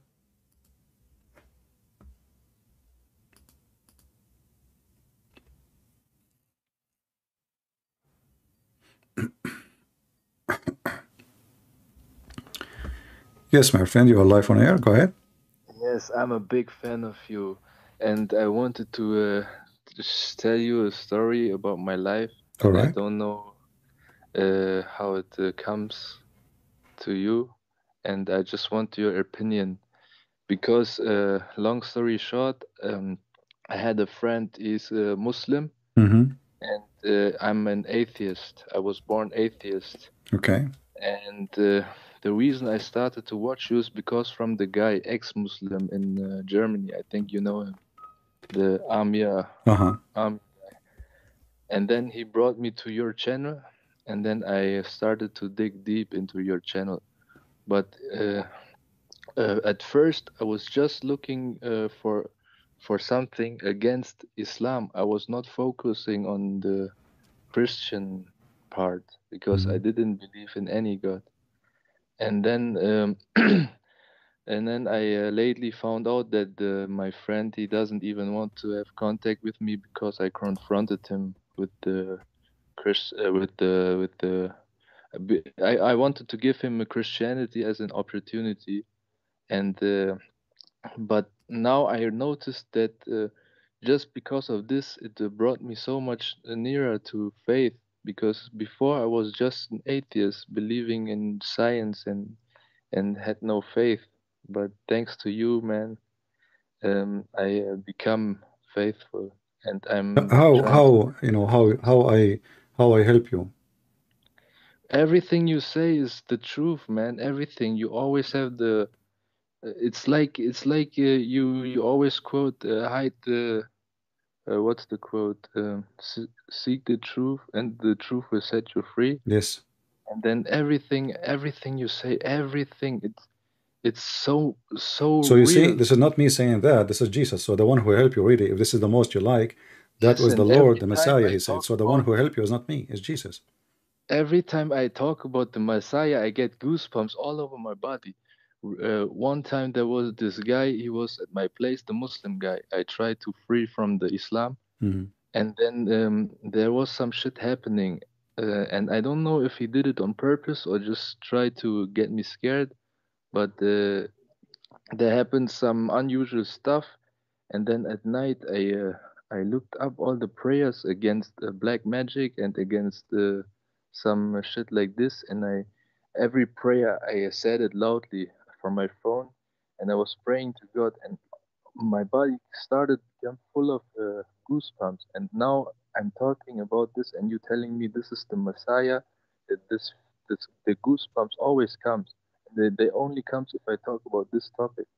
I don't know how it's so real to me now. Yeah, you said you asked me before in Patreon how you can get Yes, baptism, of right? course. Yes. Did you get baptism or not yet? Not yet, but I found a solution because, bro, this is so crazy, my story. Because I was changing the city when I was 14 years old. It was like 12 or 13 years ago when I changed the city. And I'm the first guy I met and the first guy who allowed me to sleep at his home. He is now preaching the gospel everywhere in the world, in Africa. And this guy, his father is gonna baptize me. Or wonderful. Happy for you. After 30 years, and I was faithless so long, and now it's finally happening. Like, I don't know if it's like destiny, or I don't know if something like destiny exists, but it comes like it's written. I don't know if Yeah. it's written or not. You said you are from Vietnam, right? Yes, I'm from Vietnam. How about there's a churches in Vietnam, there's a Christians in Vietnam now? What? Because I know it's a communist country. I'm not a Vietnamese because I was born in Germany. Oh, I'm okay. just like my parents from Also, Vietnam. originally, okay, I see. All right, all right. Yes. Well, my friend, But I'm happy for you. There's another thing I have to talk, but because I did the very hard mistake at Christmas last year, Christmas 2022. Yeah. Me and my mom, she went to visit her family, so my mother's side's family. Okay. And I always had a problem with them. And then I was worried about my mom going alone because they live in another country, in the Czech Republic, and it's like 500 kilometers to there. And then I said, "Yo, I drive your mom, no problem." Even though I hated all the family from there, you know, because of past experience. Okay. And then I went there, and then same shit happens again. They start to disrespect me, and I lost again. I lost patience with them, and I tried to get revenge on my aunt at that time. And then I took my phone, I texted my dad, and I texted my family from the dad's side, and I talked bad on her. Like, I made up stuff up, so she get the, how you call it, she get punished for something. Yeah. You made false gossip about her. Okay. Yeah, false gossip, and that infected my mom also, and everyone was blaming my mom, and she was suicide, and I didn't even notice that because she never told me. And then, you know, a few days ago, there was a girl we invited to our place, and then she was all happy, and suddenly she came back with her friends, and her friends say we have to call the police, and they false accused me of rape, and I don't know what happened in this moment, but and I live in fear now. I live in fear because I don't know why people can false accuse me like this. Now I don't know what to do. Well, you know, you need to know you are the one who accused people falsely first. So why you are asking why people accusing you falsely? Because you did it already. So you know, when you go and live in such an atmosphere, you are part of it. So if you want to be a Christian, you don't do what you are doing. You know, you repent and never again do such a thing. You know, and then if people accuse you falsely, no problem. Just, you know, say the truth. I did not do. And then if they continue the way they are, just stay away from them. I advise you, my friend, even if they are your own families. Yes. My real family is the one who I can trust, not the one who will stab me in my back. So family is not a person who is born of your mother or born of your uncle, someone you trust to be with or to tell or to share information. So if you cannot share that trust with any of people around you, then you don't have a family. Simple. Yes. So stay away from them if they are not that good. But you need to start with yourself first, because you cannot blame them for what they are doing when you did already what they are exactly doing. I know what you mean. Yeah. But this is, I invited a random girl and she accused me false now, and the police got involved, and I can't do anything. I can't talk about this shit. And I just want I just want to pray to God that the truth will come out, and things will get like before. See, this is why we say we should not associate with the wrong people, because wrong people, they can bring destruction to our life. Yes. Be careful, even when you have somebody coming in your car. Maybe he have drugs in his pocket. Police stop you. Oh, it's your car. The guy, he dropped the whatever in his pocket in your car, and he will be arrested. So this is the result of not living the real life, with God, and associating ourselves with bad things. And then what we expect? Why I'm going to expect something good from someone bad? I know it's real now, because before I was not 100% convinced. You know, when I sent you the text on Patreon when I Yeah. wanted to get baptized, there I wasn't sure even. I wasn't even sure. I was just texting to get your opinion. Okay. But now I think I'm sure. Well, I hope the truth will come out and you will be clear from this accusation. But be careful, learn from it for the future, that you should not associate yourself with wrong people, because wrong people are wrong end. Yes, I If you understand. everything in life, you should do as the following. I associate myself with someone smart so I can learn something smart. If I Yes, associate myself with someone trashy, junky, low, I will get low and junky and trashy. They cannot make me a better person. They will make me a worse person. So you want to get right. better? Look for people who they are better than you. Associate with them so you can get the benefit and learn how to be better. Associating with the low will take you down. Thanks All very right, my much, friend. and I appreciate all the work you do, and I think you're one of the greatest of all time at the YouTube, because you're speaking the truth, man. Thank you, my Everything friend. you say I can confirm is the truth, and All right. Thank you all very the much. people they say you lie, they's just ignorant. They don't want to see the truth. All right. Well, God bless you, and we pray for you to be stronger and read the Bible and try to be decent and honest with yourself, and don't Yes. associate with the wrong One. one. All right? Thank you. God bless Thank you.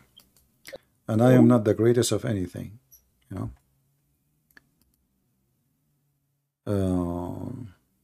Let us see. If you guys want me, if you want to call in Skype, don't just send me hi. Tell me in the text, can I call on the topic? All right, don't just send me the hi. What I will get from your hi exactly? I mean, what I would do with it? I don't know now if you want to talk to me or not. All right.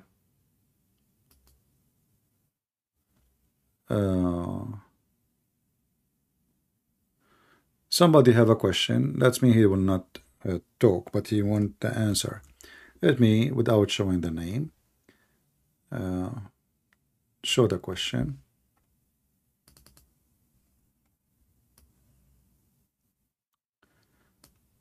We don't ask to be born.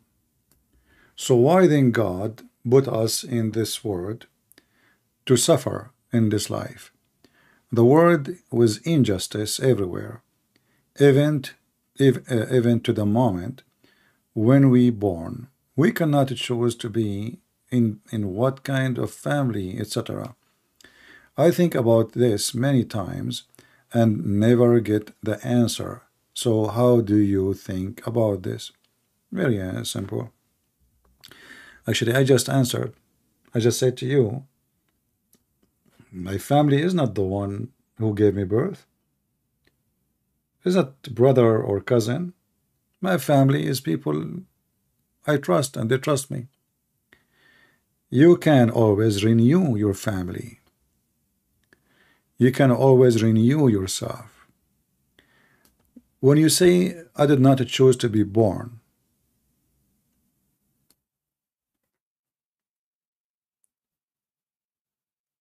this is true. You did not choose to be born. But can you deny that because you are born, you are speaking about death?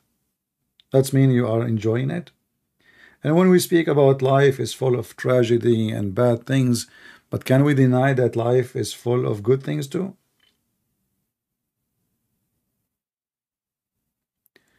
So, my friend, you are seeing just the bad side of life. You don't see the good thing of life. When you are born, you brought happiness to somebody. Is your mom, your dad. In my case, no. I asked my mom when I was born. She said, I don't remember the day, but all what I remember, it was a bad day. That's all what I know. However, even if you don't choose to born You don't choose when you die. You don't choose how tall you will be, how short you, what your color, what your ethnic, what your language, what your family, what your country. But always you can choose who you want to be. And you can be a happy person even if you are thrown in jail. You know, when the disciple of Jesus, they've been taken and captured, and they bring them in front of lions and tigers just to have fun with them. Just throw them, you know. The Roman watching those Christians being eaten by the lion, and they are enjoying it. All what this Christian need to do is just deny Jesus, and he will live like everybody. Which means his death was his joy. It's not the opposite. He's not seeking death. But he have a joy of being faithful. So you choose in life how to make death a joy moment, or it is a disaster moment. This person, he knew after 5 minutes he will be eaten by a lion, yet he is fine. All what he need to do to deny Jesus, and they will let him go. Just deny him. You don't want to do that. So the person who is going to die by being food to a beast, you will not die automatically in 2 seconds. No, will be a horrible death. He will grab you from your leg, then from your feet. You know, cats, they like to play with the prey. They will chew on you. Still, he don't want to deny Jesus. So he just saw his brother being fed to the beast. Just in front of his eyes, he saw how ugly it is. Still, he don't care. They crucified him upside down. Even the disciples, they asked, don't crucify me the same as the Lord. Crucify me upside down. So how come they didn't see the sadness and the tragedy? The death of Jesus is a tragedy. But it's happiness. It's a resurrection. It is a new life. It is hope. It's a gift. So anything can be negative in life. It's up to you to turn it to be the good thing, not the bad thing. You know, I remember once I was sitting next to a blind man, and I was speaking to him. I was in the bus, and I did not notice he's blind. He's wearing, you know, dark sunglasses next to me in the seat. It's very hot. Yeah, I never noticed he is a blind man. And I enjoyed the time I spoke to him. I was very young, but he was very wise. I noticed that he is blind when the bus stopped. And he went down under the chair to get his stick. And the guy, he is totally blind. He cannot see. He cannot see anything. But he never spoke to me about being blind. He never cried for being blind. He never complained.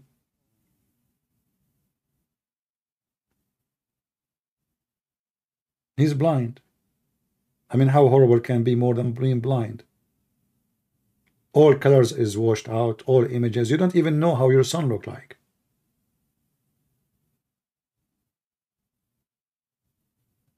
But he was not complaining. So there is people who do not know how to live. There is people who know how to die. And the comment we have from our friend here, he don't want to live, enjoy life. He is just sad. He's asking the same question every day. That means you are not satisfied, and you will never be satisfied. You see how many times we spoke about appreciation. Appreciation is the key for everything. I appreciate being born, even if I was born in a bad family or good family. There is people, they are born in they don't even know who's their father. They were thrown in the street. There is people who they are put them in the dumpster, literally, when they are infant. So you need to be strong in order to enjoy life. Otherwise, the weak person, he cry alone. He weep alone. And he will die alone. How you can be strong? You have faith. You see, I see in your comment you don't have faith. You think that God is just playing game, like he just make you born and he throw you in the land. No. You should be learning from this life. You should do something good in this life, and you should have a purpose, which is a good purpose in this life. Until now, I see just a person who's lost. Why I'm born? So you are a growing man. Until now, you do not know why you exist. So why you exist? Oh, I do not know. I'm asking you the question. Okay, stay with the question for the rest of your life. You exist now. Now you exist. So you should go, you cannot go backward. You can go only forward. You are like a person who stand in the highway and he don't want to move. He's just looking at the at the highway behind him, like, oh, look how long the road. I'm born there. I'm here now. Why I'm born? You know, do something with your life, make it useful, and then you will enjoy life. I am assuming, I do not know you as a person, that you don't do something useful, and this is why you are not enjoying life.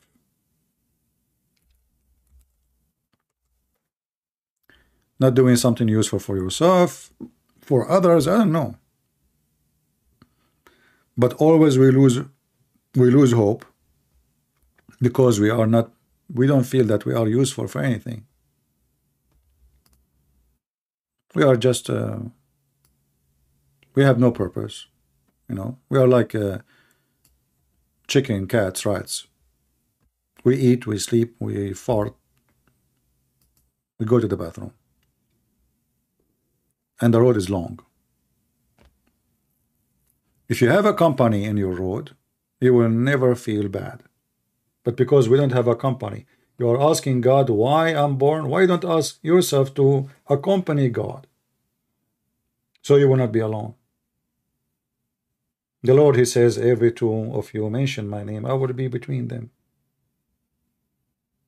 When you mention my name, I will be with you. So you decide to live alone, you feel lonely. And you will die lonely. Don't take the way by yourself. Always accompany yourself with good company, and the best company is the Lord. The Bible is your GPS, and then the GPS will make you meet nice, good people. We heard our friend, the one who called me before, a girl, she invited him somewhere to her place, and then she accused him of rape. You know, why you go there? What exactly, you know? Tempted? Well, here we go. You put yourself in the wrong, you end in the wrong.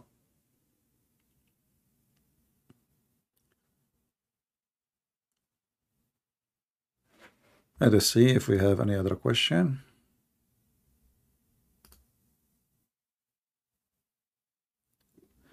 Hey, my friend, the one who called once, that's it. There's no need to call again and again. Okay, let's see different person.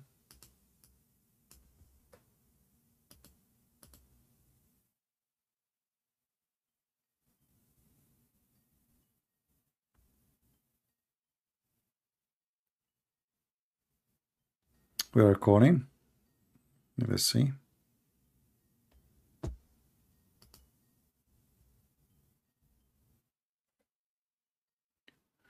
We have a person. His name is what? Amdu.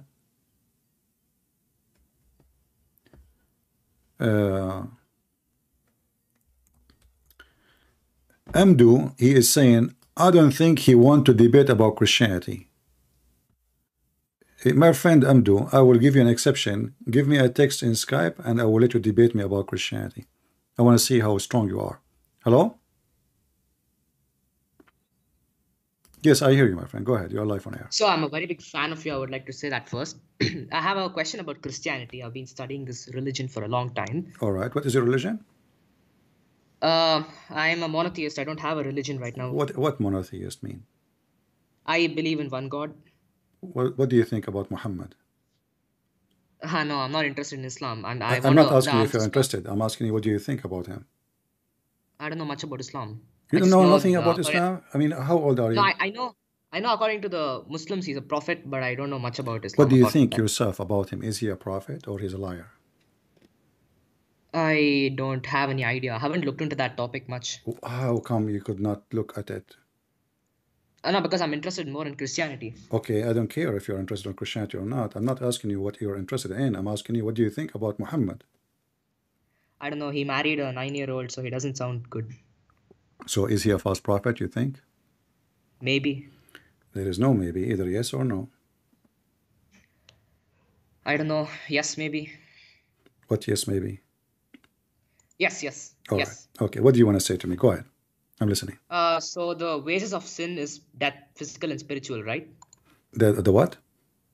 The punishment for sin is death, physical and spiritual. Death is you know, as long as we are not living inside heaven, that's mean we don't live for eternity. Heaven is eternity.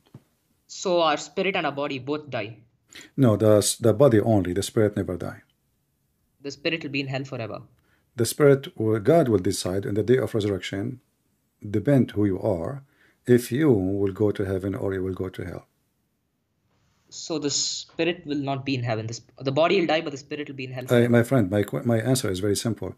You die, your spirit did not die, your body die. And there is a day, it's called Day of Resurrection, which means reuniting two I know, things. God will resurrect the dead two and things. judge them Let for me their talk. deeds. Two things together, your body and your spirit, and then God decide if you will go to hell or go to heaven. Go ahead. So our spirit does not die? No. Oh, thank you, sir. That's it. Take care. I hope to talk to you again. All right. Take care.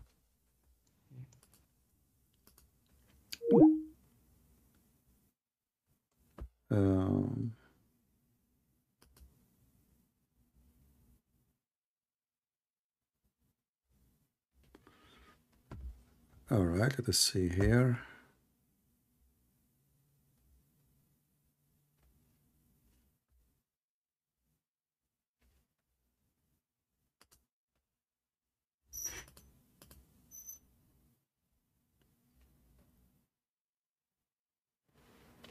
Hello. Hello. How are you doing? Hi, CP. I'm doing okay. How are you doing? I'm doing fine. What would you like to say to us about our topic today?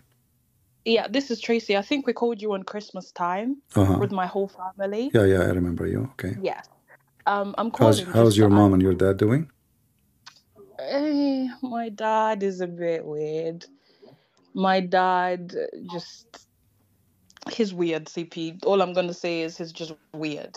My mom at this point and my family have decided he shouldn't be involved with our family at all because his fruits are not of God, if that makes sense. All right. But my mom's doing fine. She still loves the Lord. I thank God for her, you know. But yeah, I did call about the topic, and I love how you mentioned about because people tend to say it's a harsh way to say things, but I believe the reason as to why we have suffering or losses, it all comes down to sin. You know, if in your life there's somewhere in your life where it's not right with God, there's definitely going to be suffering, 100%. If Jesus is not involved in any certain part of your life, there's definitely going to be suffering. And I believe some people need to have people in their lives who hold them accountable. Yes, I understand. For example, I'll give an example of where people lose their babies. I have many of my friends, you know, like we told you, we grew up in Uganda. In Uganda, the medication system is not so great, you know, and it's not the best. But people, when they give birth, they lose babies. And then you get someone who hates the Lord because I lost a baby. How can Jesus make me lose a baby? Don't even tell me about God. But then when you think about it, and you're like, okay, let's get back to gratitude. I've lost a baby. But even the fact that you carried the baby for 9 months, that should be something you should be grateful about. Even the fact that, the world today, in Uganda, CP, people don't even marry. It's the same thing my dad does. I would say on 100%, 20% of the people in Uganda get married, like full on committed to it. Yeah, they have a culture thing, not Yes. yeah.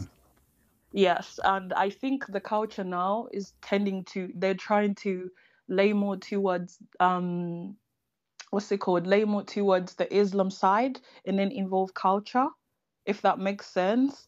I don't even know how that works for them, but it does. So the way people portray the gospel, it's crazy. It's crazy. In Uganda, people don't take Christ seriously. And then living in Britain, obviously living in Cardiff, I'll use an example. One time I was coming from work, I had new shoes, so I stood by the bus stop. And then, when you have like a peach and there's so much water and then cars pass by. So the car passed by and then water splashed on me. So when water splashed on me, I called my brother and I'm like, oh, can you believe it? I can't believe this car splashed water on me. So then my brother was like, okay, what should we do? Should we call the government and tell them to repair the roads? Should we take the bus stop away? And I'm thinking, okay, that's a bit extreme. So then he asked me, what do you think you should have done? And then I thought, okay, to be honest, I should have stood on the other part of the road where there's no water. So when you think about it, people tend to look at those little mistakes or those little sinful sides in them, and then they try to blame it on the suffering. But then if you don't involve God in your life or Christ in your life somewhere, there's definitely going to be loss. There's definitely going to be suffering. Again, for the people that don't, I don't know, they have this whole thing about boyfriend and girlfriend, because I think this is where many people are hurt today.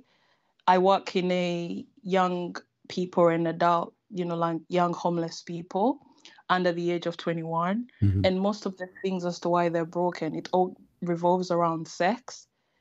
And it's crazy because once you're boyfriend and girlfriend, it's automatic. You have to be having sex. But then when you look at the Bible, Jesus is telling us you have to wait until you're married. So obviously when you have sex, it does not matter how repentful you are. If you're in a relationship with this person you've done sex outside marriage with, there's definitely going to be suffering. There's a consequence. There's definitely going to be suffering. Yeah. And I think people don't look at the consequences that come after they've sinned, but they're very quick to blame it on the suffering that comes out of it. And again, I like the fact that you say that if you're suffering should be something that leads you to even fall in love with Christ more. This is the moment you should even kneel down and be like, you know what? I'm horrible. There's a reason why this is happening. I'll use another part where my pastor in church, he walks up to people and he's like, if there's anyone in here who has let's say you don't have, your leg is in pain or your hand is in pain, do you want us to pray for you so you can feel better? Sometimes I have doubts when it comes to people praying for people who are sick, because what about the people in hospitals who have cancer? So one day my pastor called people out and I was like, oh, here we go. Is he going to do this whole healing thing? But then when the person came at the front, the first thing my pastor asked him was, is there anyone in your life you're not okay with? Is there anyone in your life you've hurt? Because I think today, even as Christians, we're very quick to look at what God is not giving us rather than looking at what God has given us. Like you did mention about the blind man, he never even mentioned to you, oh my days, I don't see. He wasn't even thinking about that. Yeah. So to add into the conversation again, I would say suffering definitely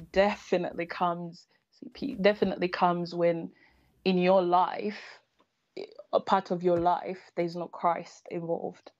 So if anyone is listening and there's somewhere in your life where you feel like God is not working in that part of your life, maybe look into your life and think, wait, hold on. Do I involve Christ in my education? Do I involve Christ when I'm eating? Do I involve Christ when I'm dressing up? because even the way you dress, you're definitely going to attract wrong people. Yeah.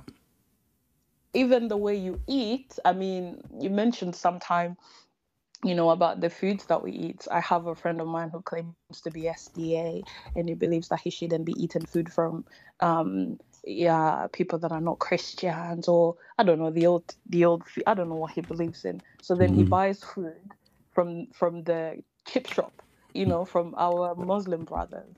As the people who live in Britain, there's just chip shops everywhere. There's just these Islam people shops everywhere. So then he's like, okay, I'm never going to buy from Tesco. I'm just going to buy from the corner shop outside. And then you're thinking to yourself, but then the Bible tells us not to eat food that's sacrificed from to other gods. Yeah, it's just being silly and stupid. I mean, first of all, in those shops, usually they cheat. If you don't believe me, go to the Middle East and see how they cheat. I mean, I know many stories about the butchers. They sell meat of donkeys, cats, dogs, and they sell them as they are beef, and even pork. 100%. So, human being is stupid when he decided to be stupid, and he go after the. You see, when Jesus said, "It's not what go to your mouth make you dirty; it's what comes from your mouth." That's right. So either we decide to be stupid, silly, and when the Bible speak about what to eat, what not to eat, it was for our benefit, not the opposite, not for the benefit of God.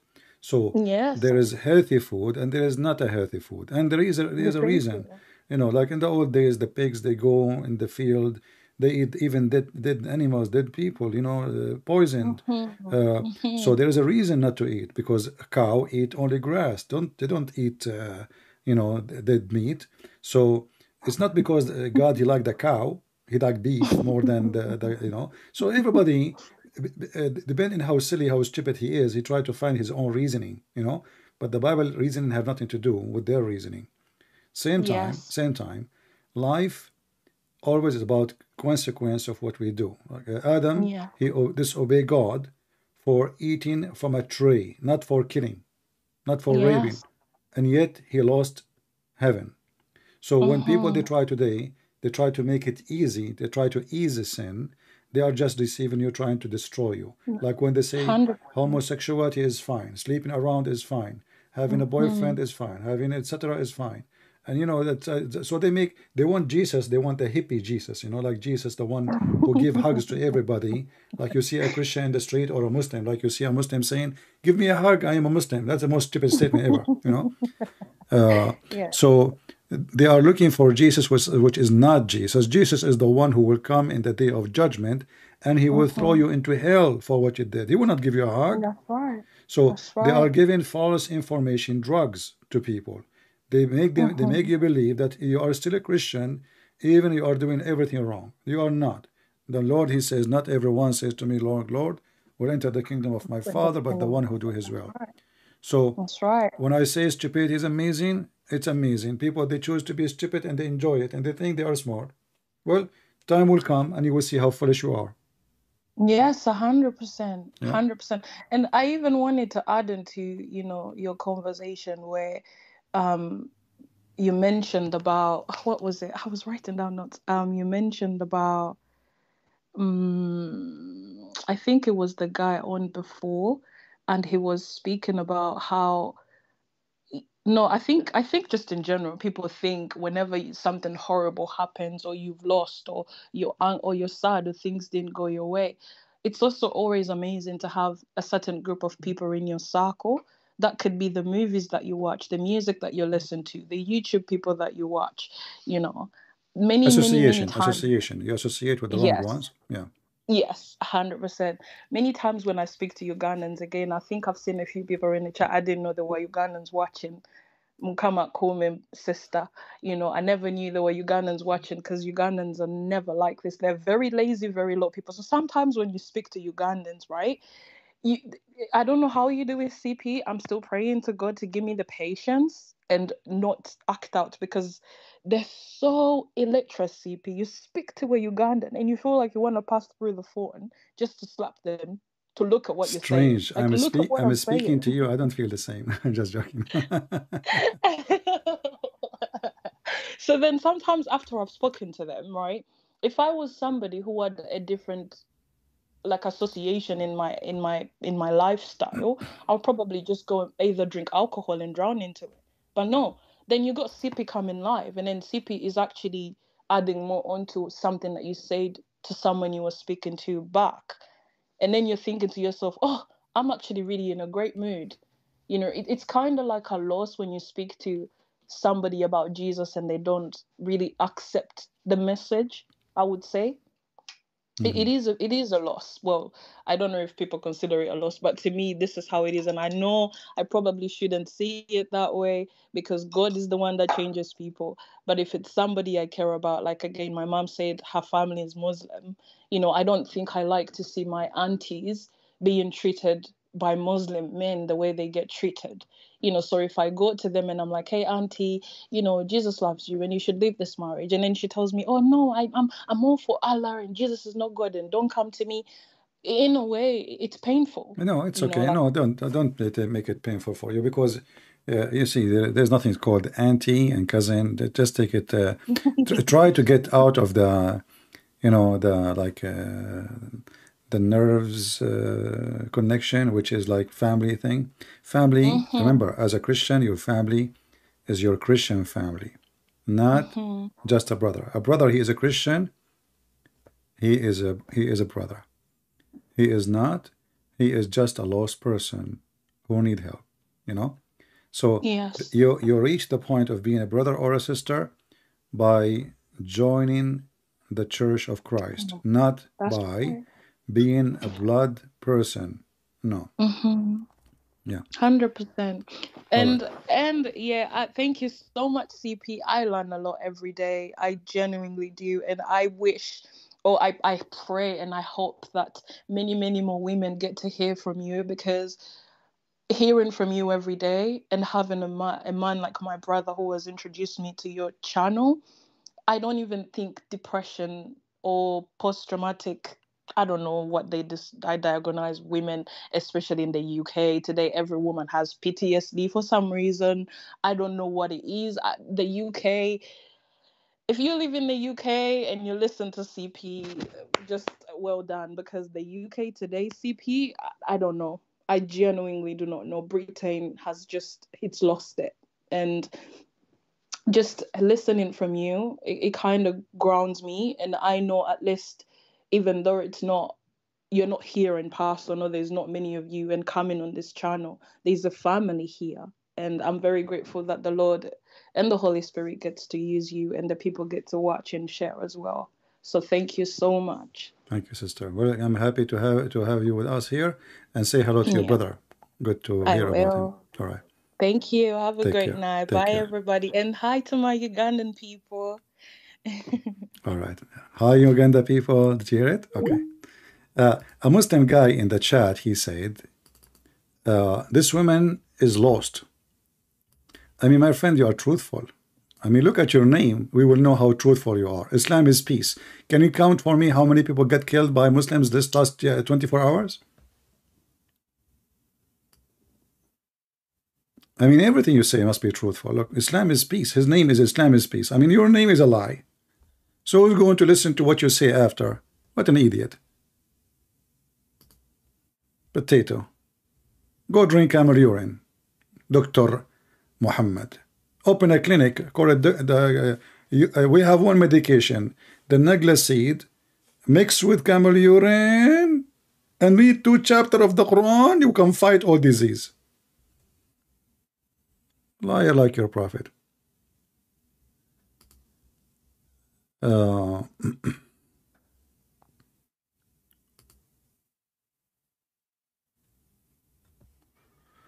right.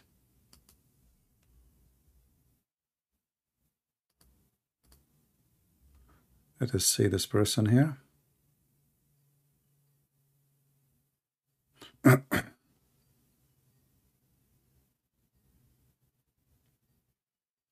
We are calling. If I call you and you don't answer, I will not call you again, just to let you know.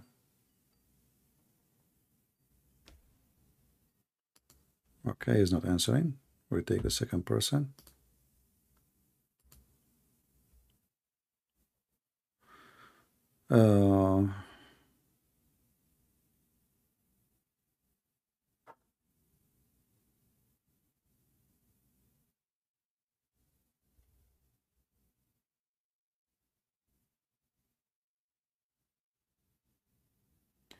All right. Somebody is saying to me, I will put his comment in Skype. Here's a question, which is not about our topic, really. I don't know. People don't want to, they cannot focus. Saying, a Christian prince, I'm a Christian who's been watching you for many years. I have recently been visiting mosque on Friday, not to participate for, of course, but in order to understand what Muslims do at the mosque in my Western country. I have got a few comments. First of all, why a person he want to go to the mosque? Why you want to do that? We were just talking about associating with the wrong ones, and the mosque is not a good house to be in. Do I need to go to the mosque to learn about Islam, and what does that mean? And then I got a few comment about the clear Quran, and I would like your input if you would like to speak also. Yeah, the Quran is so clear to the point we have tens of thousands of books interpretation for the Quran, yet the Muslim, they know at the end Allah knows best what he meant by this verse.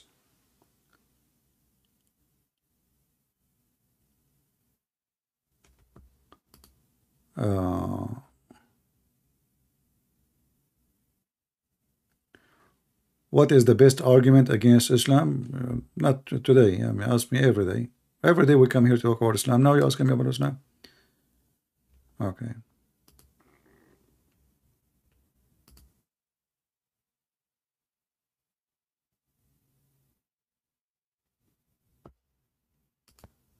Any other question?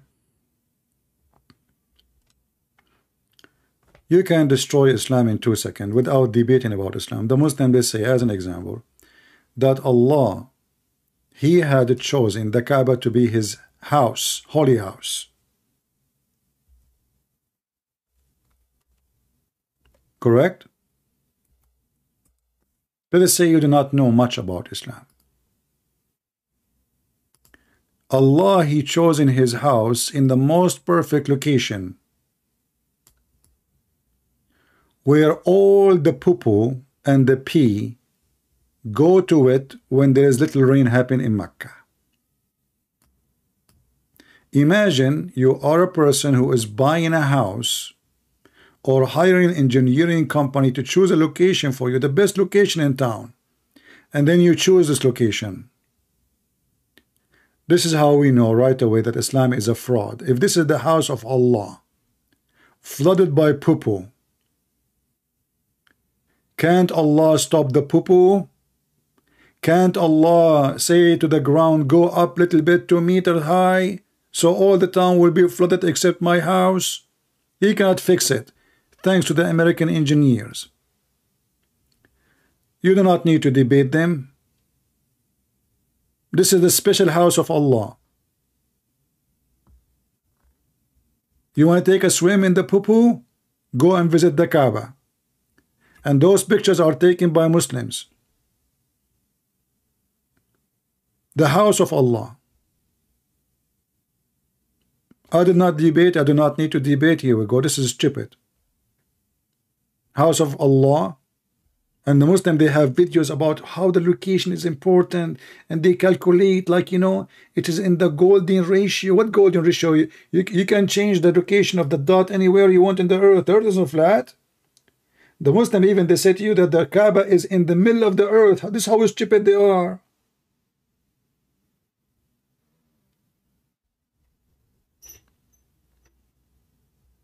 Stupidity is amazing. So just sit and learn, use your mind, educate yourself, and then you will find it how laughable it is. Look how disgusting the water is. This is the aquarium of Allah. Do you see the aquarium of Allah? This is literally the aquarium, the most holy location for Allah on this earth.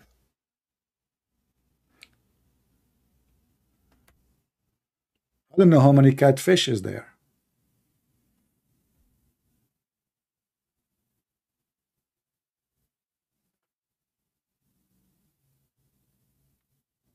And putting marble and air conditions around it now, thanks to the oil, will not need to change the Kaaba. The Kaaba is an ugly place. Before the oil, how the Kaaba look like?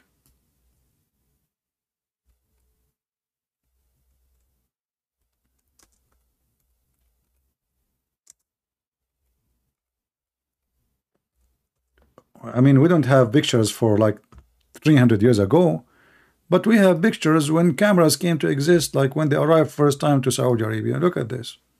This is the Kaaba. See what the oil does? This is the Kaaba.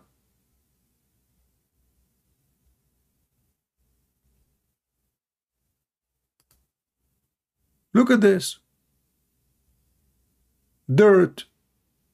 Little tiny house. Even the house size changed. And now we have concrete roof. And we have cement between the stones. And now we have marble. And the funny is, even the shaitan, he have a house next to the house of Allah. They are neighbors. This is the Kaaba. Look at this Kaaba. Look at this. There was a fence. Is better than the fence around your dog. Look at the fence. They put a fence. Do you see the fence? This is the Kaaba of Allah. And the Kaaba of Allah, we need to put a skirt on it. We have to close it because it's ugly. If you ask them actually, why even you cover it? Why? It's a hijab, you know. The women, stupid religion, pagans. The Muhammadan, they have big mouth calling everybody else pagans, but the fact they are number one pagan. However, this is not our topic today. But actually, it can help us a little bit. Because, you know, most of our suffering, because we practice paganism. We worship ourselves, or we worship somebody. Like, you know, people, they cannot find themselves successful. So what they do? They worship an actor. They idolize somebody is smarter or successful in their eyes.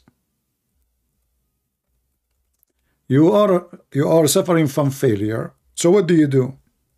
You put a picture of an actor behind your bed.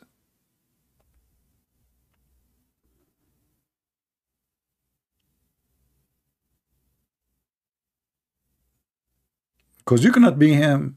You wanted to be him. And you think being him is going to change your life. But you do not know that those actors, they die early because they are drugs addict. And they are suffering really from depression, bad depression. Don't you know that celebrity is the most dying species in the world? The fastest dying species in the world. They suffer with a lot of depression. Some they take their life, some they die by drugs, some they die by whatever. I mean, they are not happy. But you want to be like them. You try to escape your failure. And try to put the success of somebody in the way you see it as a success on you. Paganism, idol worshipping. Even they have programs famous, it's called American Idols.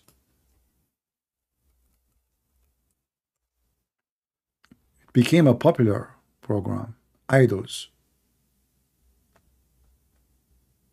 And Islam is nothing but an idol. They, you know, their idol is not Buddha, is Muhammad. In one hand, they say to you, Muhammad is servant of Allah. But you can say the F word to Allah, nobody kill you. Say the F word to Muhammad, they will kill you. Idols worshippers. They even inserted the name of Muhammad with the name of Allah when you want to convert to Islam, because they worship idols. So in order to fight all your illness in life, don't have idols. Don't make yourself an idol. And don't make others idols. Have a balance in your life. Have wisdom. As our sister Tracy, she said that she took the wrong side of the road. She saw there is a water in the road and cars will go through. And one of them will splash the water over her. So why don't make the right decision and go to the right side of the road? Don't follow people blindly. If there is 10 people standing in that spot, don't stand next to them because they think it's, you know, like there's a funny thing. Like a person, he come to the elevator, and in front of the elevator he stand. The second person came and did not hit the bottom of the elevator. The third person, he did not hit. The fourth person did not hit. Now we have 10, 20 people waiting for the elevator. But nobody hit the bomb because they assumed that the first one did it. So don't assume that people can choose for you what is best. Don't assume that they are smarter and you are the stupid one. They might be stupid too, and maybe more than you. And maybe you are way smarter than them. So you have to stand for yourself. You have to be smart. Stay away from worshiping idols. Don't idolize yourself. Don't always think of yourself. Appreciation is the key of being successful. You know, you want to build a house. Today I wasn't successful. Like I was, you know, one of the screws, screwed with me. And now I'm trying to take it off. It took me 2 hours. But I took it off at the end. That is a success. So a person who is consistent, who seeks success, he will find success. A person who want to live negative, he will die with it.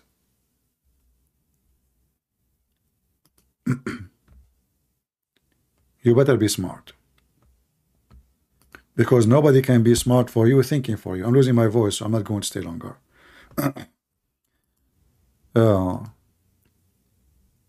That, you know, the best advice I can give to people about how to fix their life is not me who give it to you. It's in the Bible.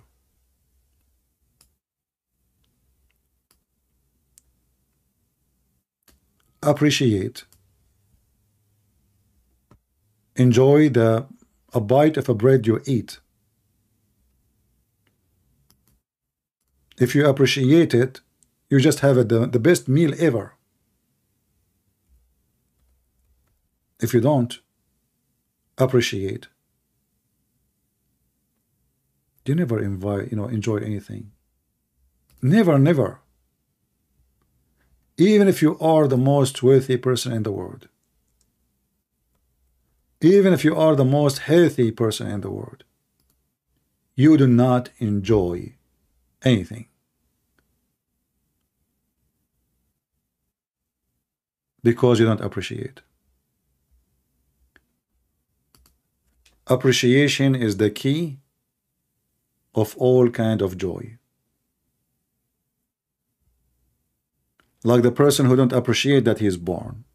You will live your rest of your life, if you don't change, sad, unhappy, complaining. If you appreciate that you are alive, you appreciate your life, you appreciate that you have teeth. There's many that don't have teeth. You have eyes.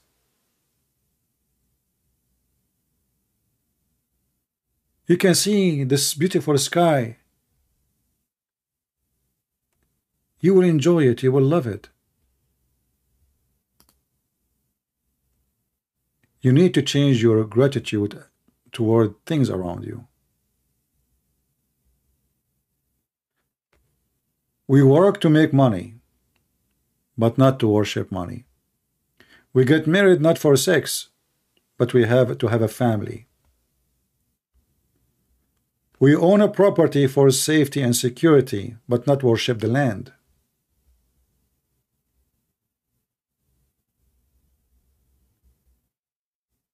Appreciate so you can live good. In YouTube, I watch many videos about villagers. Their life is a struggle. Their life is not easy. But their life is fine, better than those who have a palace. But the one who live in a poor house, he is jealous to be in the palace. And the one who live in the palace, he wish he is a villager.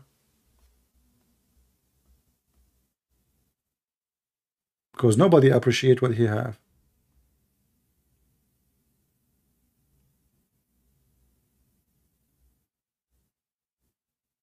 They are seeking the wrong change.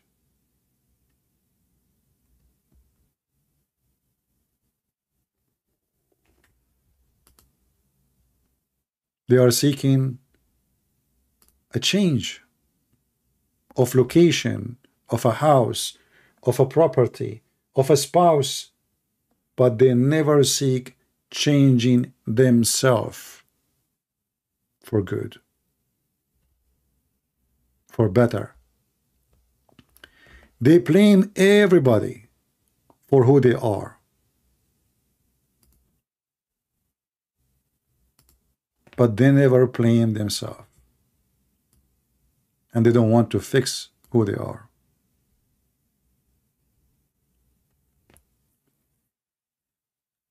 So to make it simple, you can transform yourself to a better person, and this should be the thing you do every day, because today is not the same as tomorrow. So if I am tomorrow the same as yesterday, nothing changed on me for something better, that means I did not accomplish anything. If I did not learn something new, if I did not do something useful, so what I did, what I did with my time, I don't appreciate time. Appreciate time. The one who don't appreciate time, time will come, and time will sweep you out of this earth, and nobody will remember you, for you did nothing good, and maybe only bad.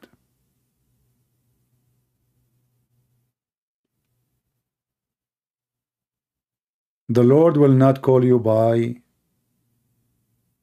your richness, your wealth, your property. From their fruits you shall know them. So a person who know how to live, he knew how to make fruits. And if you are not selfish, that is the best joy. It's like a tree standing in its place. People come and eat the fruit and enjoy the fruit, and you enjoy just seeing their joy. You are not even able to eat your fruits. You are a tree who is making the fruit and somebody else is eating it, yet this tree making the fruit for that purpose. Did you ask yourself why tree have a fruit? Do you think the tree can eat the fruit? They can't. The tree is the last one who can enjoy its own fruit. Everyone else enjoy it. The bird, the animal, the human, even the ground.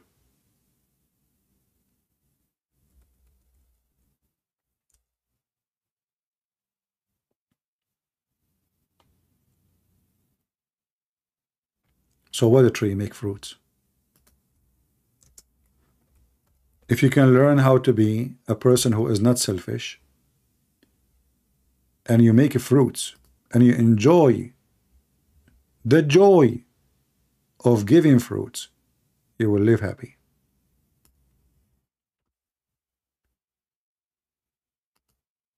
Even if you are poor, even if what you give is little, is nothing maybe for compared to somebody,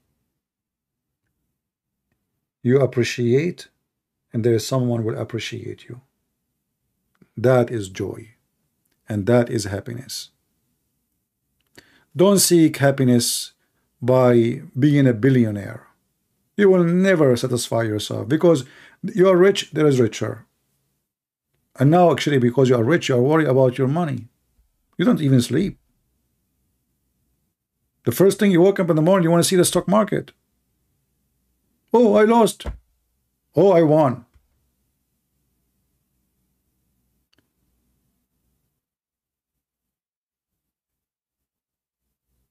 You know the story of the fisherman. A person going vacation. He saw a fisherman sitting in a coffee shop with his friend, like in a village coffee shop. You know, those fishermen having fun, good time. So the guy who is coming from the city, he's a businessman. He said to him, it's early morning now. You guys are done? He said, yeah, we go early fishing, like very early in the morning. And by like 9, 10 in the morning, we are done. I just sit with my friends and having a good time. So the man from the city, he said to him, why you don't work more hours so you can make more money? The fisherman said, what I will do? What do you mean? He said, if you work way more hours, let us say, instead of working one shift, you work 2 shifts. Instead of coming 9 a.m. in the morning back from fishing, come back afternoon. You will have twice at least more fish and twice more money. So, okay. So and then you can save more money and you can buy 2 boats. The guy said, okay. So then if you have 2 boats, you hire more people. And then you make more money again, and you buy a 3rd boat and 4th boat and 5th boat, and you make a big corporation, big company of fishing business. The villager, he said to him, okay. And he said, then when you make a lot of money and you become a millionaire, do you know, guess what you can do? He said, what? He said, you can enjoy your life and don't work much. The fisherman, he said to him, but this is what I'm doing now. Already. Already I'm enjoying my life. Already I am with my friends at 9 a.m. in the morning. So he wants him to work like a donkey so he can get rich. And after working all his life, when he have no more health, now he have money so he can go and sit in the coffee shop drinking with his friends, having tea and coffee. Well, already is doing it. Why I want to consume myself? Live for money, worship money.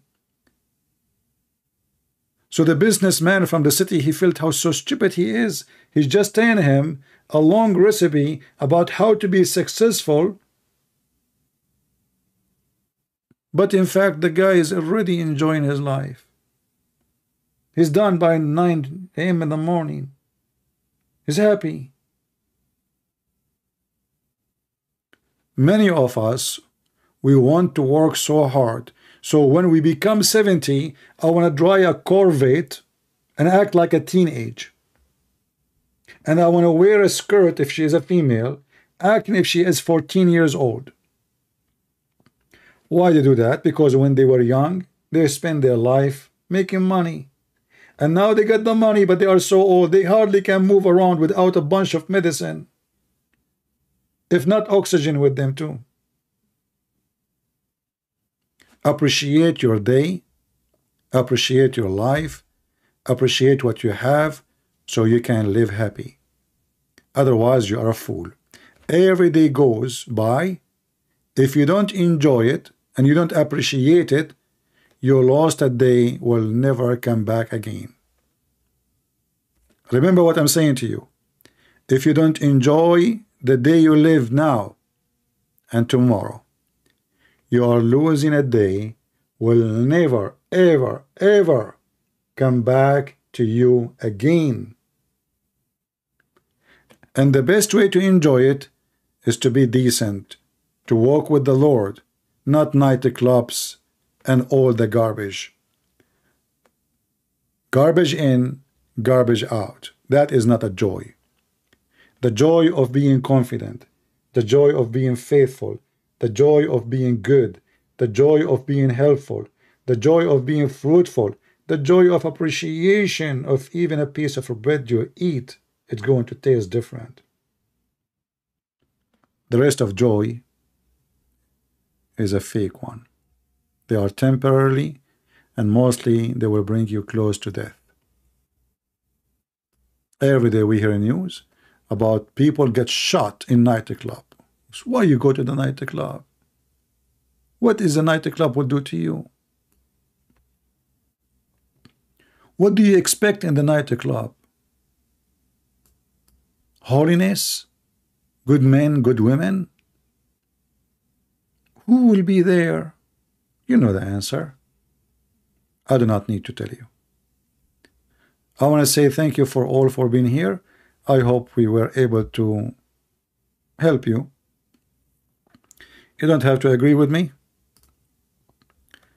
Maybe I'm wrong. Maybe you're right. But remember one thing. The Lord, He said, search for truth, and the truth will set you free. And the truth is to be truthful. And to be truthful is to appreciate the truth that everything you have is a gift. Even your life, even your body, even your teeth, even your eyes, even anything you have is a gift. Enjoy it, but in the right way. And the right way is the one which will not make you feel guilty. God, He installed a sensor inside you. And if you destroy that sensor, you are already gone to hell. So enjoy life with the sensor which God, He put within you, so you can live good and die good. Even death will be a joyful death for a believer. Thank you all for being here. May the Lord bless you. Until I see you again soon. Tomorrow we will be live. The topic will be about Islam again. Until then, Christ is Lord, and everything else is false. Everything else will be demolished except Him. And those who live with Him in eternity will live. Thank you.